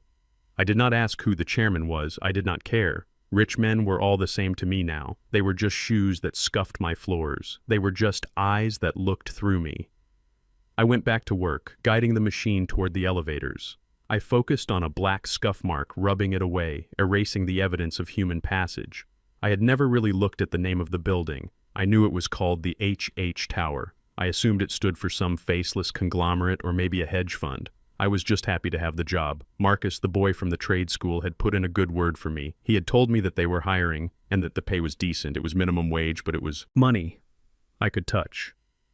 Money that didn't come with strings or lies. At 3:30, the elevator chime rang out. It was a soft, melodic sound that signaled the arrival of the gods. From the penthouse suites, Mr. Henderson smoothed his tie and ran to the center of the lobby, looking terrified. He motioned for me to move out of the way. "Get back, Hayes," he whispered furiously. "Hide that machine behind the planter. Do not let them see the dirt." I dragged the heavy buffer behind a large potted palm tree and stood in the shadows, bowing my head. I was used to hiding. I had been hiding from my reality for half a year. The elevator doors slid open, revealing a golden light inside. 3 men walked out. They were laughing, talking in low, confident tones. 2 of them were Japanese, wearing impeccable dark suits. The 3rd man was walking in the middle. He was taller, broad-shouldered, wearing a 3-piece charcoal suit that fit him like armor. He carried a leather portfolio, and his walk was a masterclass in power. He did not rush. He moved with the weight of a man who owns the earth beneath his feet. I peeked through the leaves of the palm tree, expecting to see a stranger, expecting to see just another CEO. But when the man stepped into the light of the lobby chandelier, my heart stopped beating. It literally stopped for a second, leaving a cold void in my chest. The man was clean-shaven. His hair was trimmed, close, salted with gray. The flannel shirt was gone. The work boots were gone, replaced by Italian leather that shone deeper than the floor I had just polished. It was my father. It was Eldridge Hayes. But not the Eldridge I knew. Not the man with the trowel and the dust. This was a titan. This was the man who had built the library, the man who had restored the hospital, the man who had secretly bought the land. This very building stood on while I was busy playing dress-up. I felt a wave of dizziness wash over me. I grabbed the trunk of the palm tree to steady myself. I looked at the wall behind the security desk. For the first time, really looked at it. There, in brushed steel letters, 5 feet high, was the logo I had ignored every night, Hayes Holdings. It was him. It was all him. The building. The company. The legacy. He hadn't just invested in a trade school. He owned the skyline, and I was scrubbing his floors. I tried to shrink back to make myself smaller than I already was. I prayed to a God I hadn't spoken to in years that he would just walk past, that he would be too busy with his Japanese investors to notice the janitor in the shadows. But my father has eyes like a hawk. He stopped mid-sentence. He stopped walking. The sudden stillness drew the attention of the investors and Mr. Henderson. "Is something wrong, Mr. Chairman?" one of the investors asked. My father did not answer. He turned his head slowly, turning his gaze toward the planter where I was hiding. He looked through the leaves. He looked right at me. I could not move. I was frozen in my shame. I was wearing a gray jumpsuit, holding a rag standing in the dirt while he stood in the light. I wanted to say something. I wanted to say, "Dad, it's me." I wanted to say, "I am sorry." I wanted to scream. But the words died in my throat because I saw his eyes. There was no anger there. There was no surprise. There was just recognition, a cool, detached recognition, like a man seeing an old acquaintance he had outgrown. Mr. Henderson rushed forward, sweating profusely. "I am so sorry, sir. I told the staff to clear the area. I will have him removed immediately. He is new. He is a bit slow." My father held up a hand, silencing the manager. He did not look away from me. He took a step closer, just one step enough for me to smell his cologne. It was the smell of sandalwood and success. "Leave him be," my father said. His voice was deep, resonating off the marble walls. "He is doing his job." My father looked at the floor at the spot I had just buffed. It was flawless. "The floors look good," he said, addressing Mr. Henderson, but looking at me. "You have a hard-working crew here, Mr. Henderson. Cleanliness is the foundation of a good business." "Yes, sir," Mr. Henderson stammered. "Thank you, sir." My father paused. He looked at my name tag, the red thread that said Kendrick. He looked at my hands, which were red and chapped from the chemicals. He looked at my shoes, which were cheap and worn. Then he looked me in the eye. For a second, I thought he was going to hug me. I thought he was going to end the punishment. I thought he was going to say, "Son, come home." But he didn't. "Mr. Henderson," my father said, turning back to the manager, "effective immediately, I want you to increase the hourly wage for the entire night cleaning staff by 10%. Mr. Henderson blinked. 10%, sir. That is significant. They earn it, my father said firmly. They are the ones who make us look good when the sun comes up. People who work with their hands deserve to be compensated fair and square. Isn't that right?" He looked back at me one last time. "Isn't that right?" he repeated. I swallowed hard, fighting back the tears that were burning my eyes. "Yes, sir," I whispered. "Yes, sir, it is." My father nodded. A brief, professional nod. It was the nod you give to an employee, a stranger. "Keep up the good work," he said. And then he turned around. He rejoined the investors who were waiting respectfully by the door. He said something in Japanese, and the men laughed. My father spoke Japanese. I didn't even know he had a passport. He walked out of the revolving doors into the waiting limousine. The taillights flared red in the darkness, and then he was gone. I stood there in the lobby, clutching my rag. Mr. Henderson was staring at me, looking confused. "You are a lucky son of a gun, Hayes," he muttered. 10%. The old man is feeling generous today. You should be grateful. I looked at the door where my father had exited. I looked at the empire he had built. The empire I could have been a part of if I hadn't been so blind. I had wanted a rich father. I had wanted a powerful father, and I had one. The whole time I had one, but because he didn't. Look the way I wanted him to look because he didn't play the game. The way Richard played it, I had thrown him away. Now I was earning 10% more an hour thanks to his charity. And that 10% felt heavier than any debt I had ever carried. I turned the buffer back on. The machine roared to life, drowning out the silence. I pushed it forward, covering the spot where he had stood, erasing his footprints, leaving nothing but a shine that I could never truly own. My name is Eldridge Hayes, and if you are listening to this story, let me tell you one final thing. Revenge is a dish that people say is best served cold. But I disagree. Revenge is not about serving anything to anyone. It is not about anger. It is not about violence. And it is certainly not about destroying the people who hurt you. The greatest revenge is simply letting people live in the house they built. If they built it with lies, let them live in the cold. If they built it with arrogance, let them live in the loneliness. And if they built it with ingratitude, let them watch from the servant's entrance while you sit at the head of the table. My son is alive. He is healthy. He has a job. He is learning the value of $1 for the first time in his life. I do not hate him. I just do not know him anymore. He is a stranger who cleans my floors, and I am the stranger who signs his checks. That is the way it has to be. Because some bridges once burned cannot be rebuilt, no matter how much money you have in the bank. I hope you learned something from my story. I hope you learned that the invisible people in your life might be the ones holding up the sky. I hope you learned to say thank you before it is too late. If you enjoyed this story, please hit the like button and subscribe to the channel. Let me know in the comments if you think I was too hard on Kendrick or if he got exactly what he deserved. I read every single comment because, unlike my son, I never ignore the people who support me. Until next time, keep building and remember the foundation is everything. I learned that the most expensive mistake a parent can make is shielding their child from the consequences of their actions, because that protection only weakens them. My $150,000 did not disappear. It was simply reallocated from a liability to an asset. True legacy is not about leaving a pile of cash to someone who shares your DNA. It is about leaving a set of values to someone who shares your work ethic.